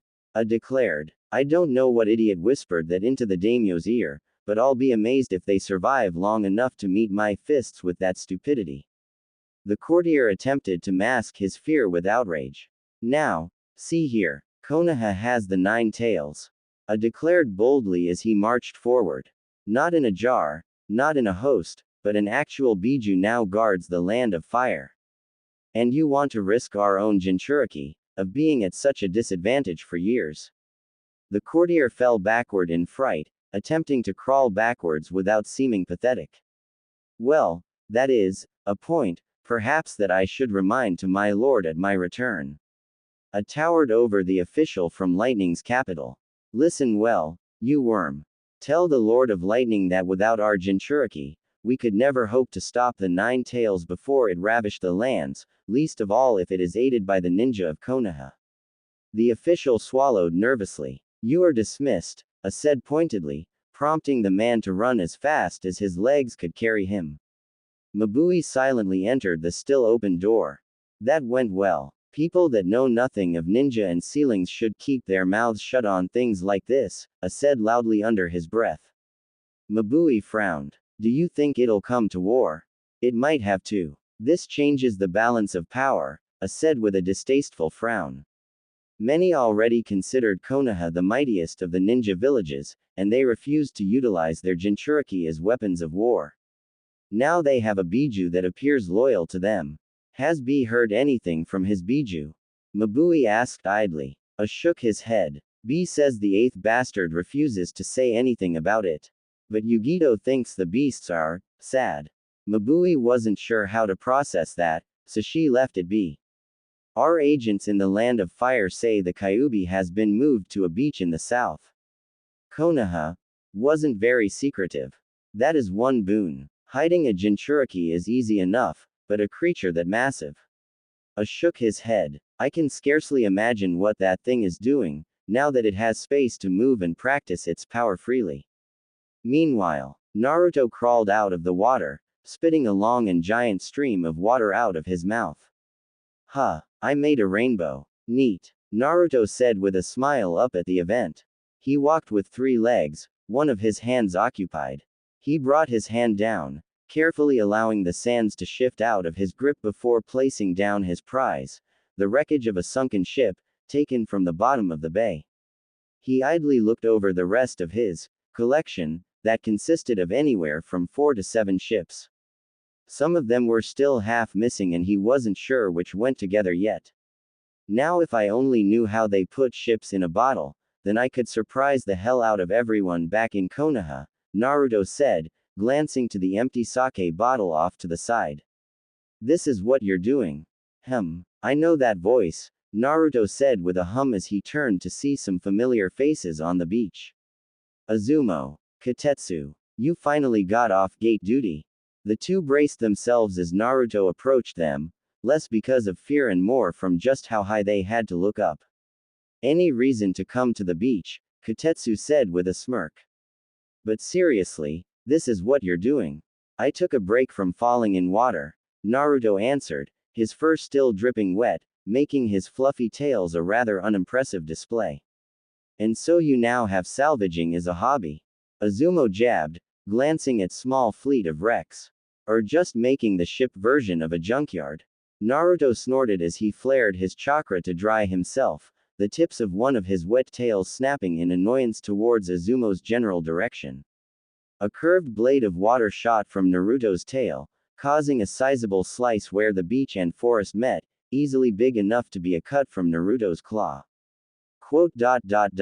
Did you know you could do that? Azumo asked in surprise. Hell no. Naruto answered, shock melting into excitement. Did I just cast a water jutsu? Does that count as a water jutsu? Sure counts for me, Kotetsu said as he ran over to the slice. Damn, this isn't shallow either. That is definitely A-rank damage. And I have 9 of them, Naruto said, looking back at the 9 tips of his tails. Quote.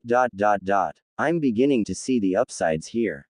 The Kyuubi could never do water attacks though, Azumo said in confusion. Then again, the Kyuubi never went to the beach. Wait a minute, Kotetsu said with wide eyes, looking up at Naruto. Can you do that with other stuff? Naruto remained silent and motionless for a second before he laid a tail on the beach, twisting it back and forth in the sand. Then, with a sudden jerk, he struck it out to the ocean with a wave of chakra through it, unleashing a wave of sand. Quote. Oh, Gaara is going to love that, Naruto said with a relishing smirk. Guys, you might want to get away from the beach, maybe on the giant pillars. Well, I think we just kick-started the training marathon, Azumo remarked with a head shake. We should probably listen to. Hey, Naruto, Kotetsu yelled after Naruto, who was walking down the shore. Where are you going? Away from my boat collection. Naruto answered without looking back. Azumo and Kotetsu shared a look at that. We really shouldn't, Azumo said warningly. But imagine if there's something good in them. Kotetsu said, looking at the ships. Yeah, but you want to be stuck inside one when Naruto cannonballs. You did hear Kakashi warn yous about that, right? Azumo reminded. Oh, he's not going to do that anytime soon. Not while he's training, Kotetsu waved off. Yes, he's just going to be hurling around more chakra than we can probably comprehend, Azumo said dryly. Exactly, Kotetsu said with a sage nod, ignoring his friend entirely. Besides, I'm sure he heard us talking, he hears everything. Don't remind me, Naruto yelled in the distance.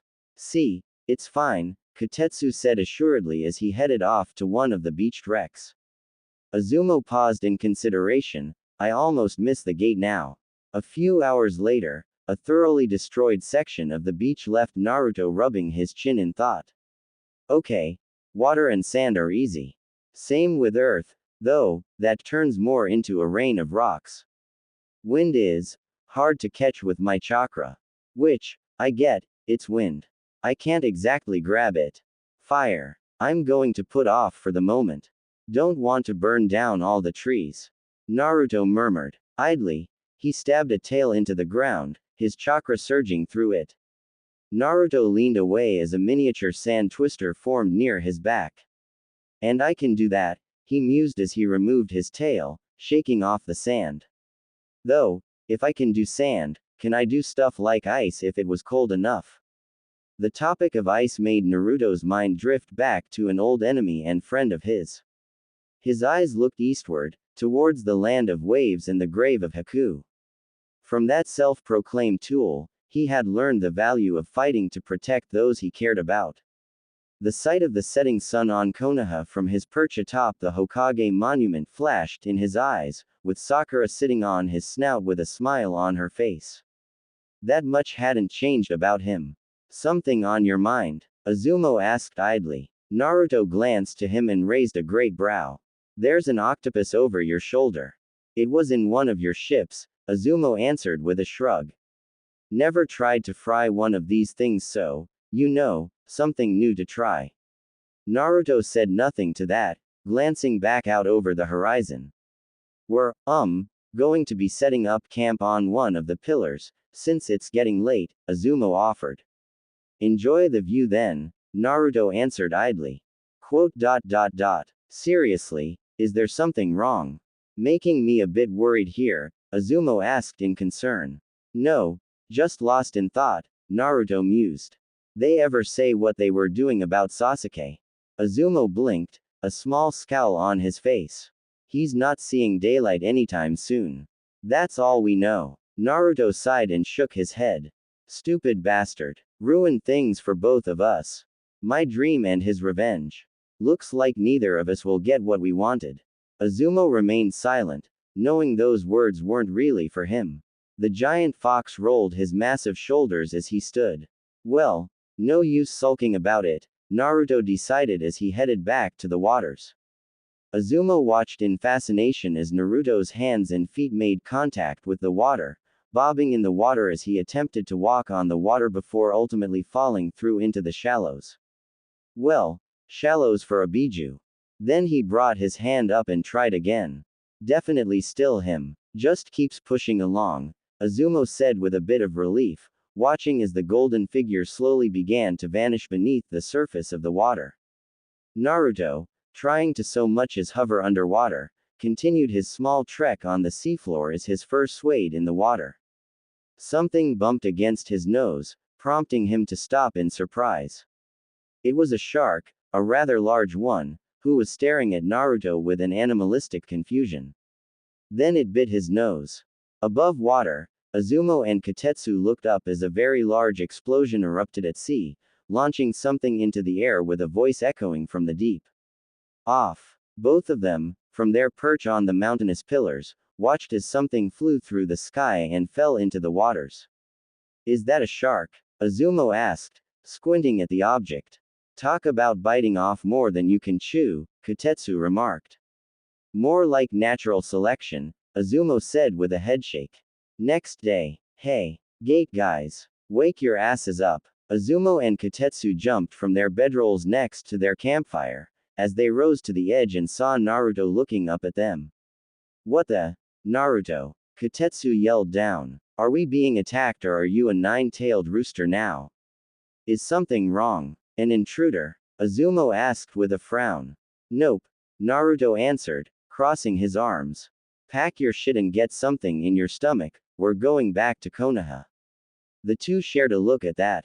Why? Kotetsu asked in bewilderment. We just got here yesterday. Because I feel like it, Naruto answered bluntly. I've been here for the better half of a week. So either get ready or I'm not giving you a free ride home. Quote. Can he really just go back without warning anyone? Kotetsu asked in a whisper. Yes, I can, Naruto interrupted in annoyance. Looks like we don't have a choice, and our job is to keep an eye on him, Azuma remarked, turning back to their little campsite. Less than an hour later, Naruto was making his trek back to Konoha. Mostly retracing his path from the first time. Well, this is going to be like a giant road or something if you keep sticking to this path, Kotetsu remarked as he looked back, seeing Naruto's footprints from his coming and going to the beach. So, why the sudden desire to head back to the village? Azuma asked from between Naruto's shoulders. Like I told Kakashi-sensei and the pervert, I'm staying at the village at least once a week, Naruto said bluntly. You seemed pretty happy about getting your own space though, Kotetsu remarked. Well, yeah, but that's like being happy you can leave your house finally. You don't want to be cooped up all the time, but you want to come home still, Naruto explained. I guess that makes sense, Kotetsu decided, glancing back at Naruto's tails. So, what's it like? Naruto grunted questioningly. Having 9 tails. And I don't mean 9 tails of chakra, I just mean 9 actual tails, Kotetsu asked, watching them moves around. Mostly in unison, but 1 or 2 would sometimes twitch out in their own direction. Naruto started, hesitating. It's hard to explain. They're a bit like arms, but it's hard to remember just how flexible they are. Controlling them all at once is hard, unless it's something simple. Avoid this spot. Lay down, stay behind me and don't sway all over the place. Using 1 or 2 for more, specific things isn't too hard. They all feel weird as hell, like I have tiny legs sprouted just above my ass. Quote. Tiny legs? Azuma asked, trying not to laugh at the description.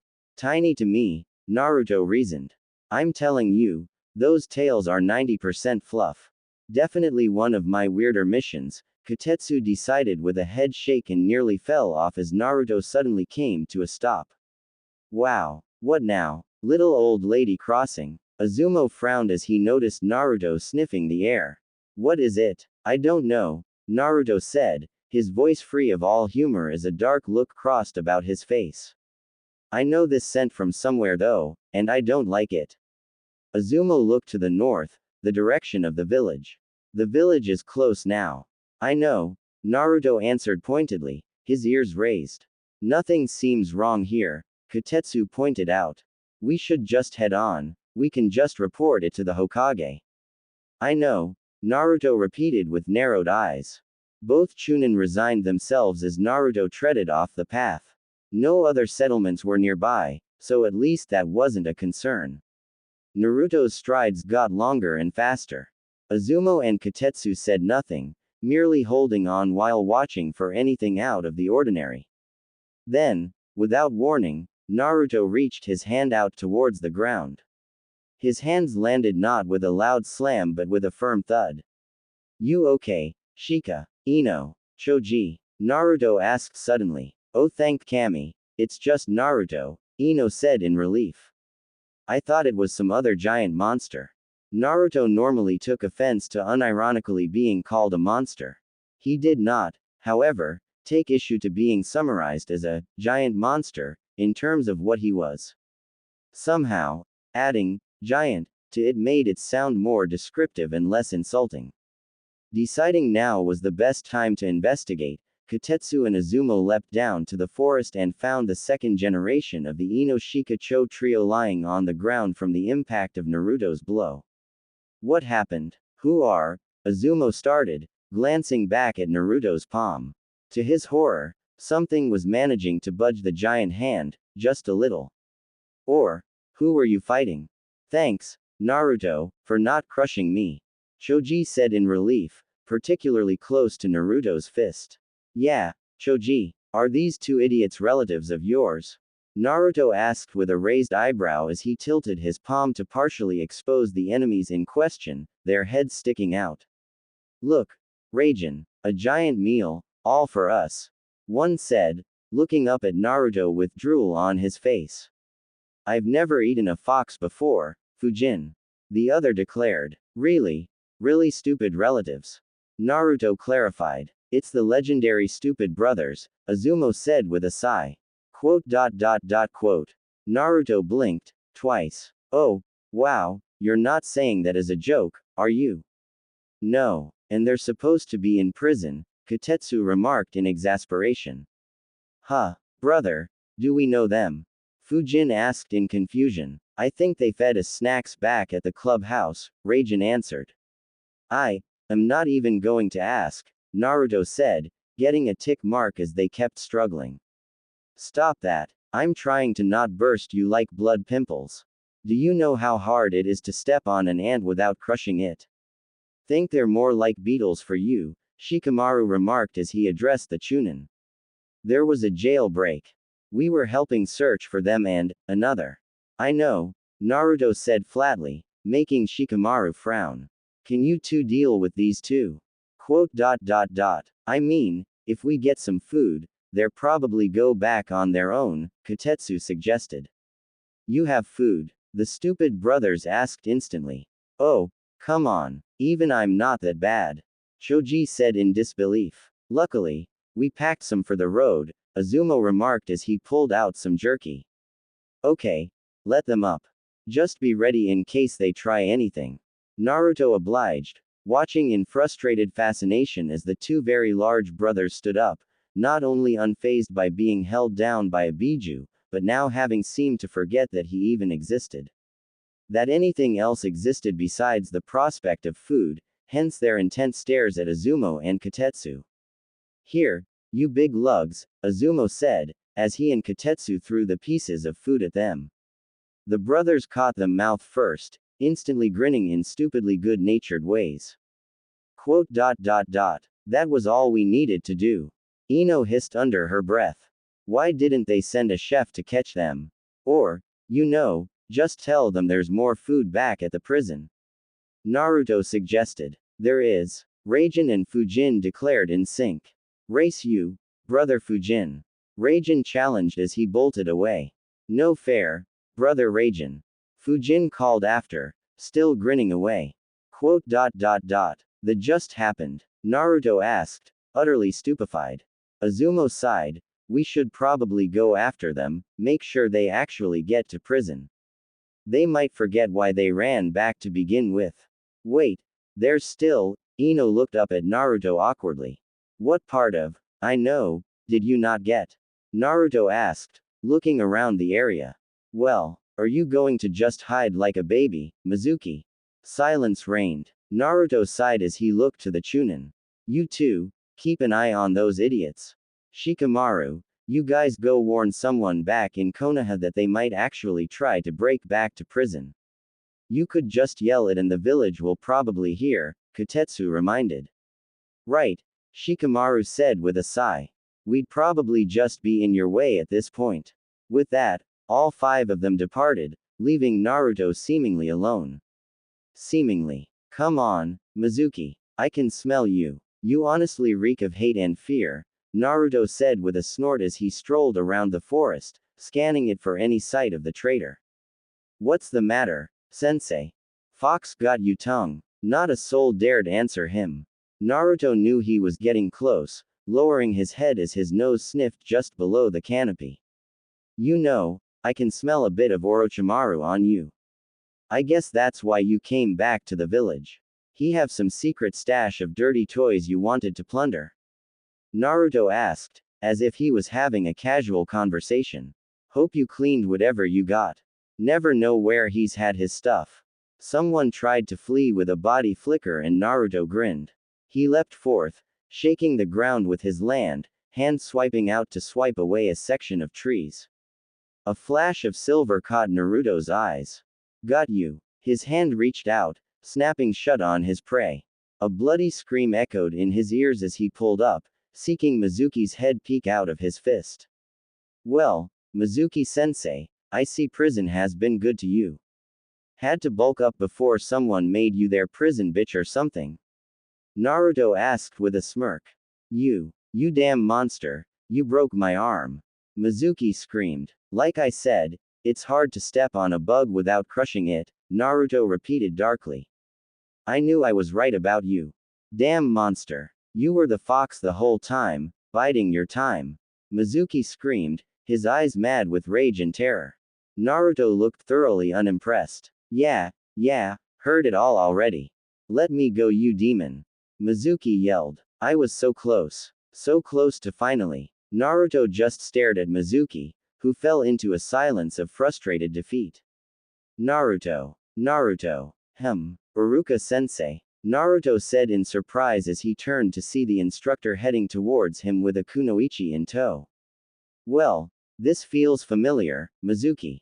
You caused trouble, I beat you up and Iruka cleans up after us. Just like old times. Naruto, Iruka said uncomfortably. That's enough, please. Just hold him long enough for the Anbu to take him in. Naruto tilted his head at Iruka again before glancing to the woman again. She startled under his gaze, but it wasn't fear in her eyes. Or at least not the kind of fear he expected. She looked almost pleadingly at him as her eyes kept glancing to Mizuki. Quote. Looks like you have someone that cares about you, Naruto muttered, looking back to Mizuki, who only glared in return. Naruto sighed at what he saw. And you don't even care, do you? Quote. Don't act like you know anything about it, demon.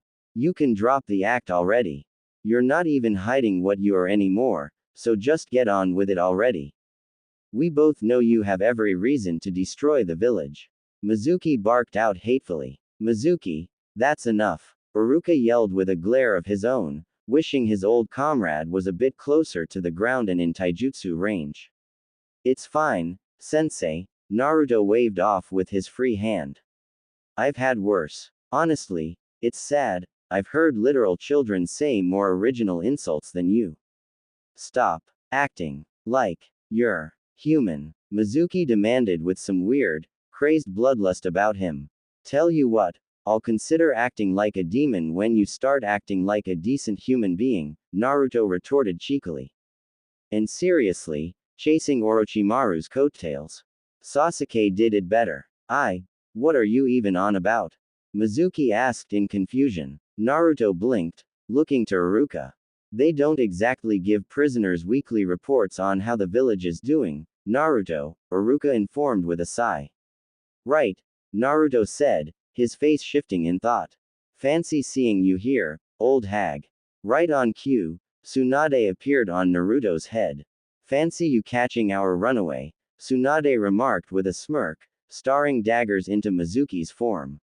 I ran into Shikamaru and his team. You picked a perfect time to visit, Naruto. You're telling me, Naruto said as he lowered Mizuki down to the ground and suddenly released him. What are you? Mizuki started, only to be surrounded by 4 Anbu, one holding a kunai to his throat. Quote. Oh. With that, he was bound and restrained as Tsunade came down to flick him on the head, leaving him groaning and almost crying on the ground in pain. We're going to have a nice long chat about what you were planning before sending you back behind bars, Mizuki, Tsunade said factually. Lady Hokage, the kunoichi said. May I have a moment with Mizuki? Tsunade frowned at her. And you are Tsubaki, my lady, she answered softly. Naruto couldn't see Tsunade's face from this angle, but he knew her eyes hardened at that. I see. And I'm just supposed to trust you weren't helping him. Hiding him, Lady Hokage, Iruka started, until Tsunade held up her hand. You may, Tsunade said to Tsubaki. You'd be stupid to try anything with all of us here. Tsubaki didn't glance to the Anbu or the Hokage at that, but to Naruto himself. He would be lying if he didn't feel a bit sheepish at that. He didn't listen to whatever Tsubaki and Mizuki said to one another. He focused on absolutely anything else, mostly other ninja in the distance. But whatever it was, as Mizuki was pulled to his feet by the masked Anbu, Naruto knew Mizuka hadn't said anything kind or comforting, judging by the tearful look on Tsubaki's face. Before they took him away, the silver-haired traitor turned to glare up at Naruto. You will always be a monster. Naruto the human would have bristled and gritted his teeth at that. Naruto the Biju brought his head low to the ground. Mizuki's hate slowly gave way to fear, trying to jerk away. The Anbu held him firm, and Tsunade made no move to stop Naruto. Neither did Iruka, or Tsubaki. At last, Naruto's enormous snout was in front of Mizuki. A long, harsh snort came from Naruto's nose, Mizuki nearly jumping out of his skin. Then, Naruto opened his jaw. Slow, and just enough to see through the vast fangs, to feel the heavy breath. Then why are you still alive? The cold, toneless question shook Mizuki as he stared into his personal image of the Shinigami, as if only now comprehending how painfully easy this monster could kill him. After all, it's very hard to step on an ant without killing it. Naruto snarled in disgust as he pulled back. Naruto? Tsunade asked with a quirk eyebrow. He pissed himself, Naruto informed with displeasure. I'm done with him. You, old hag, take him away, Tsunade called out, the Anbu nodding as they left. Iruka, escort Tsubaki back to the village. I have a few questions for her and you as well. Iruka nodded solemnly, forcing a smile to Naruto despite the mood. Thanks, Naruto. I'll stop by the mountain later if you're there. You know it, Naruto said with a half-hearted chuckle of his own. Lady Tsunade, Tsubaki said with a deep bow of respect. With some hesitation and uncertainty, she also bowed her head to Naruto. And, thank you, for sparring him, Lord Naruto. With that, they too departed, leaving the Godime Hokage and Nadaime Kyuubi alone in the forests outside Konoha. Lord Naruto, Tsunade asked with a teasing tone. Well, the daimyo did give me that beach, so, that technically makes me, lord, of that place, right? Naruto pointed out with a joke smile. Tsunade thought about that for a moment before conceding. Can't argue with that logic. But, moving on, got tired of the beach? Tsunade asked curiously. Got tired of being away from home, Naruto answered with a shrug. Besides, you guys apparently fall to pieces while I'm gone. What's that supposed to mean? Tsunade asked flatly. I was gone for less than a week and you guys have a jail break. Naruto pointed out, somehow both amused and frustrated. Seriously, Are the emergencies literally going to wait until I leave to happen? Yes. You idiot. You're a giant guard fox looming over Konoha. People are afraid to pickpocket with you around. Tsunade pointed out. It's a ninja village. They should be afraid to pickpocket on principle. Naruto countered, finding the idea hilarious. But seriously, a jailbreak? Did Sasuke break out? 'Cause if he did, I will honestly be a bit pissed off. No, he didn't, Tsunade said with an eye roll. Given how valuable he is, we kept him secure in Konoha. Quote. Naruto stared at her for a long moment of concern. I don't like that look, Tsunade said with a frown. Are you sure he didn't bust out in the middle of this? Naruto asked, something almost a whine to his voice. 'Cause knowing your luck. Oh, go slump on your perch and get your tails in a knot. I'll have them check his cell, Tsunade said with a huff as she headed back to the village. If she looked back, she'd see a smiling Nine Tails. End of chapter. Shout out to Elite Shadow who predicted that Naruto would be pulling up some sunken ships and deal with sea creatures. I swear, dude, I already had that written out and didn't steal the idea, but I kept laughing when I read your spot on guess. Well, had some fun stuff here. The sprinkling in of how Naruto's situation affects another country, aka Kumo, and Naruto comes back to help deal with a jailbreak. Look, say what you want about Naruto filler, at least it fits in the timelines as opposed to Bleach's fillers. I honestly liked several of the filler arcs, and they happen to be useful for certain things in this FIC. Anyway, yeah, Mizuki got to see Naruto as the Kyuubi and Naruto got to have one of his darker moments. Look, he's grumpier but he's still about as good aligned as he was pre-bijufication. But as seen with his mind of Karen, he has his moments. Also, brief explanation on Naruto messing around with elements.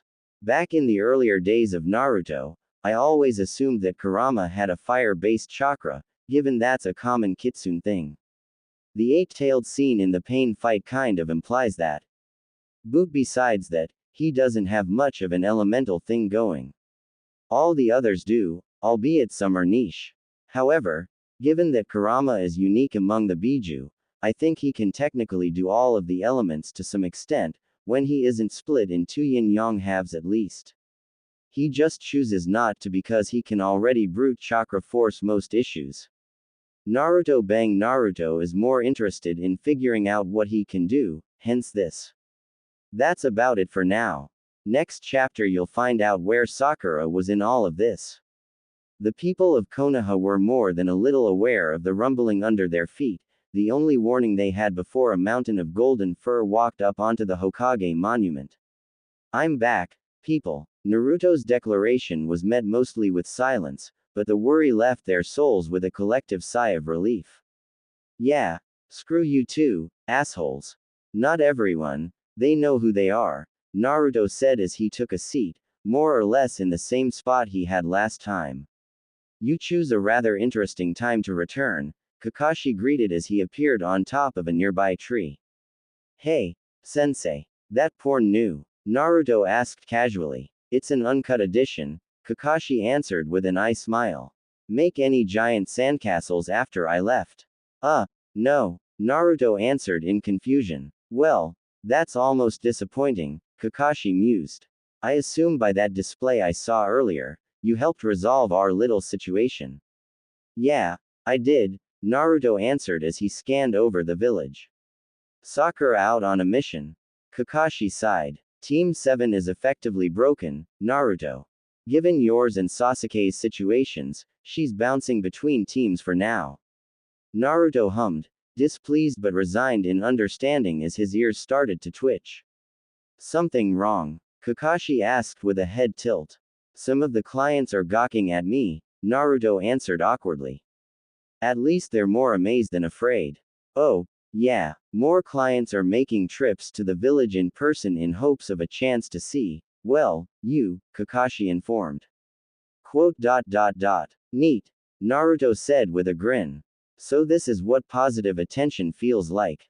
I seem to recall hearing you had quite a lot of people cheering for you back at the Chunin exams, Kakashi reminded in amusement. And I seem to recall you being extra late that time, Naruto retorted blankly. Like stupidly, overly late.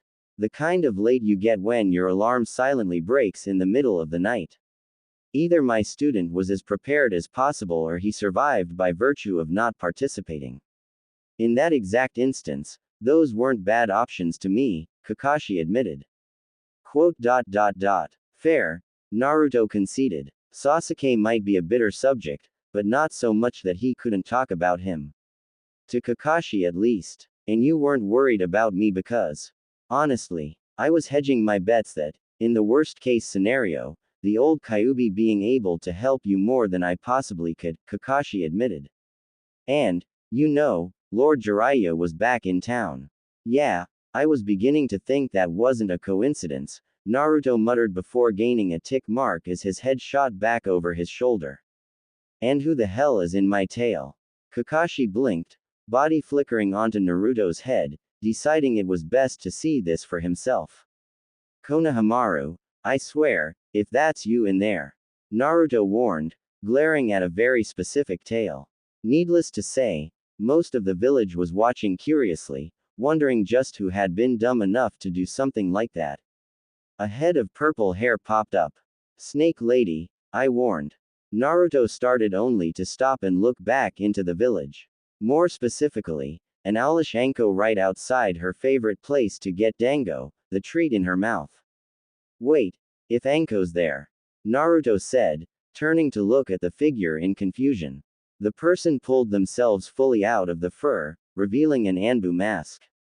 Did you assume that Anko was the only purple-haired woman in the village? She asked neutrally. To his defense, it's not exactly far from the truth, Kakashi mused, waving to her. Cat. Dog. She returned before focusing on Naruto again. Honestly, I thought she'd be the only one with purple hair crazy enough to go poking around in my tail, he said, wiggling the exact appendage she was in, reminding her of his annoyance. Apologies. I was attempting to cross while you were moving and I may have underestimated how easy it would be to fall into your tail, she said as she began to pull herself loose, leaping away to land in a tree.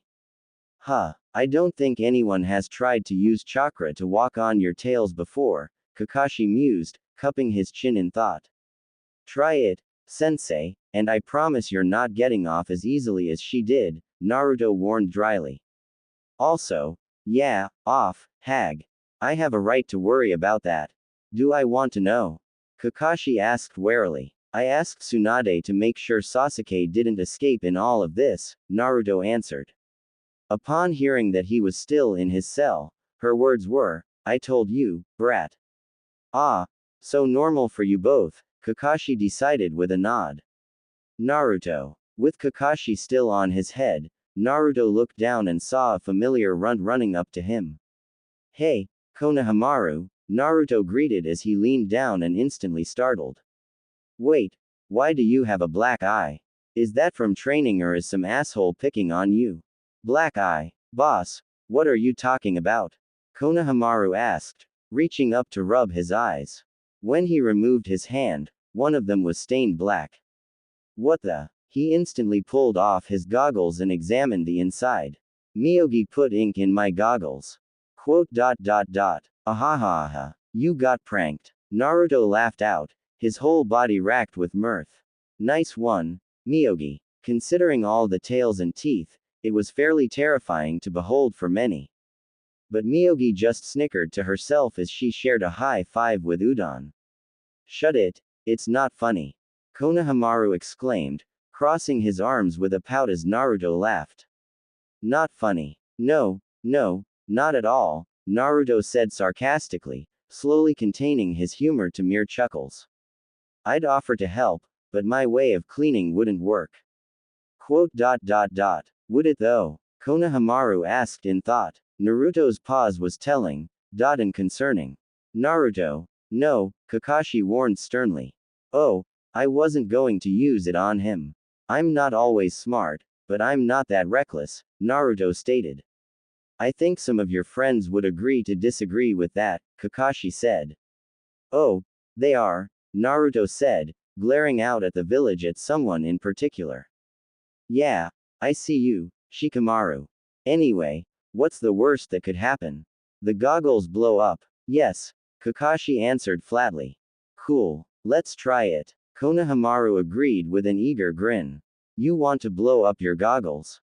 Kakashi called down. Kakashi, he's a kid. Blowing up stuff is either terrifying or awesome at that age. There is no in between, Naruto reminded bluntly. I think I was an exception to that, Kakashi stated evasively. Either way, no, we're not testing what your chakra will do if you poured it into the goggles. Quote. GGGGGHH.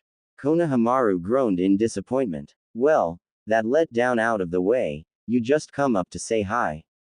Naruto asked curiously. Huh, oh, right, no, I didn't. Konohamaru remembered, suddenly taking a pose while pointing at Naruto accusingly, who blinked at the sudden shift. You ran off to the beach without even saying goodbye. Naruto raised a large brow at the complaining child. Konohamaru, go home. Why? Konohamaru asked in bewilderment. Go home, lie on your bed, and don't move at all for 2 days straight, Naruto said pointedly. Then you can complain all you want. Konohamaru looked almost intimidated by the prospect before looking to the side in annoyance. You still could have at least said goodbye. I did. To the whole village, Naruto said, but half conceding that point all the same. Look, I would have brought back a souvenir, but all I have on that beach are whale bones and sunken ships. Wait, really? Konohamaru exclaimed. Why didn't you bring any of those back? You kind of walked into that, Kakashi pointed out with an eye smile. Yeah, I'd facepalm if you weren't on my head, Naruto agreed in exasperation. Well, is there anything else cool at your beach? Konohamaru asked eagerly. Well, there are these giant rock pillar things. And a biju-sized sake bottle, Naruto mused. What? Tsunade yelled from the Hokage tower, audible from elsewhere. Don't get too excited, hag. I already drank it all. Don't worry, it did absolutely nothing to me, Naruto assured her in the village, before his eye twitched in annoyance. Of course, she wasn't worried about a drunken biju, she was jealous she didn't get any. There are days we're all glad she and Jiraiya didn't get one another's summons, Kakashi said with a head shake. Moving on, anything interesting happen with you, Konohamaru? Naruto asked idly. Well, I tried asking Iruka-sensei if we could learn that tree climbing thing you mentioned, but he said we'll learn that after we graduate, Konohamaru answered with a pout. Naruto paused before looking up towards his forehead where Kakashi stood. Quote. Okay, I know he's a bit young, but that kind of feels like something that should have been touched on in the academy. I can answer that. It's a holdover from the village's younger days. There is a certain level we didn't want people to learn before becoming full-fledged ninjas of the village, Kakashi explained. Otherwise, you'd have dropouts that might be using the skills they picked up in the academy for less than legal activities. Naruto saw some points to that. Only a third of the students truly passed every year. So that meant 2/3 had to retry or look to other paths in life. The standard 3 academy jutsu weren't that dangerous. Normal clones couldn't interact with anything, transformations were mainly for disguises, and replacement was mainly a last-ditch lifesaver. I get that things were worse way back then, but I don't entirely agree with that these days, Naruto remarked. At least teach the brats tree walking. We're the damn hidden leaf. You'd think we'd have toddlers learning to tree crawl before they could walk. Kakashi looked up in thought. I'm not sure that's a point in your favor, but I still agree with the sentiment. Yeah, you're right, boss. Konohamaru agreed. Konohamaru, you're just agreeing because you want a ride to the beach, Naruto countered knowingly. That's not true. Konohamaru defended himself. You want to use it to reach the top shelves on your own, don't you? Kakashi predicted with an eye smile. Konohamaru froze as if stricken, utterly discovered as he suddenly fiddled with the ground with his foot. Good call, sensei, Naruto said with a chuckle. Meanwhile, so, you're looking to find someone to take you on as an apprentice? Kurenai asked potentially as they walked through the forest path, each of them carrying a large basket strapped to their backs. Sakura nodded absently. She had been sent with Team 8 on their first mission since Kiba and Akamaru recovered from the Sasuke retrieval mission. Mostly for the extra body for this particular mission, but also just so Sakura could go on a mission at all. I was thinking about asking Lady Tsunade, but given everything. Kiba scoffed. Yeah, everyone's a bit busy because of Naruto. Shino's clan has had their bugs acting up since day one. Shino gave his friend a silent look before addressing the subject. Naruto's chakra is immense and rich. Our Kikaichu find it hard to resist sometime. Really, I'm amazed Naruto never mentioned feeling any on him, Sakura mused. You do remember how big he is, right? Kiba deadpanned. He wouldn't regardless, Shino continued. They die from overfeeding long before they reach him. Oh, Sakura said in surprise. Sorry. It's not your fault. Or Naruto's. We just need to train them not to seek his chakra out, Shino assured. Back to the topic at hand, are you asking me to take you on? Kurenai asked with a raised eyebrow. No, I mean don't get me wrong, I'd be honored. But you still have these three to teach, Sakura said, waving to Shino, Kiba, and Hinata. Sakura swore the Hyuga princess was quieter than normal, but couldn't say for sure. That's good, Kurenai said with a smile. Because I don't think you'd be a good match for me. Sakura tilted her head curiously. I've heard about your impressive chakra control. By that alone, you have the potential for genjutsu, Kurenai started. But from everything I've seen and Kakashi has told me, you're more of a hands-on type of kunoichi. You have a point, Kurenai-sensei, Sakura admitted in thought. Do you have any ideas? Well, if you want a fellow kunoichi, Anko might be willing to take you on, Kurenai suggested. The proctor from the Chunin exams. She is rather intense, Sakura recalled cautiously. She can be, Kurenai agreed knowingly. There are a few I could recommend if you want to take up using a sword. A sword? Sakura repeated thoughtfully. I'd have to give that a try before I say anything. I've never used anything longer than a kunai. Yeah, it's not easy, Kiba admitted, getting surprised looks. What? I thought swords were cool when I was a kid and decided to try my hand at learning some techniques.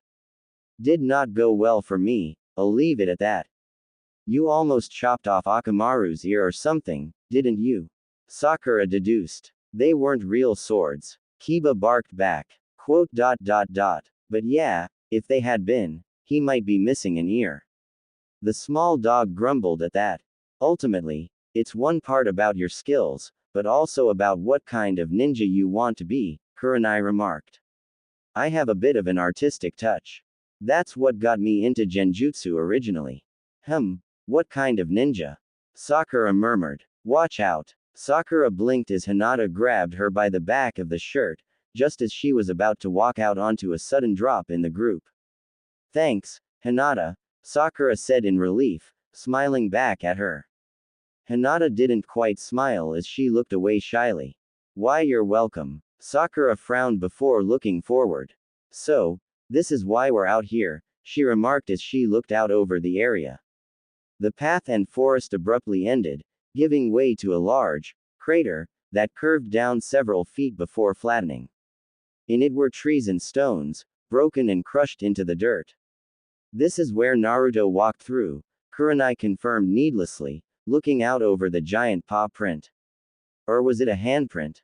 The farmer that hired us was delivering an order when it happened. His horses and cattle won't come near here still. That won't cause any problems for Naruto, will it?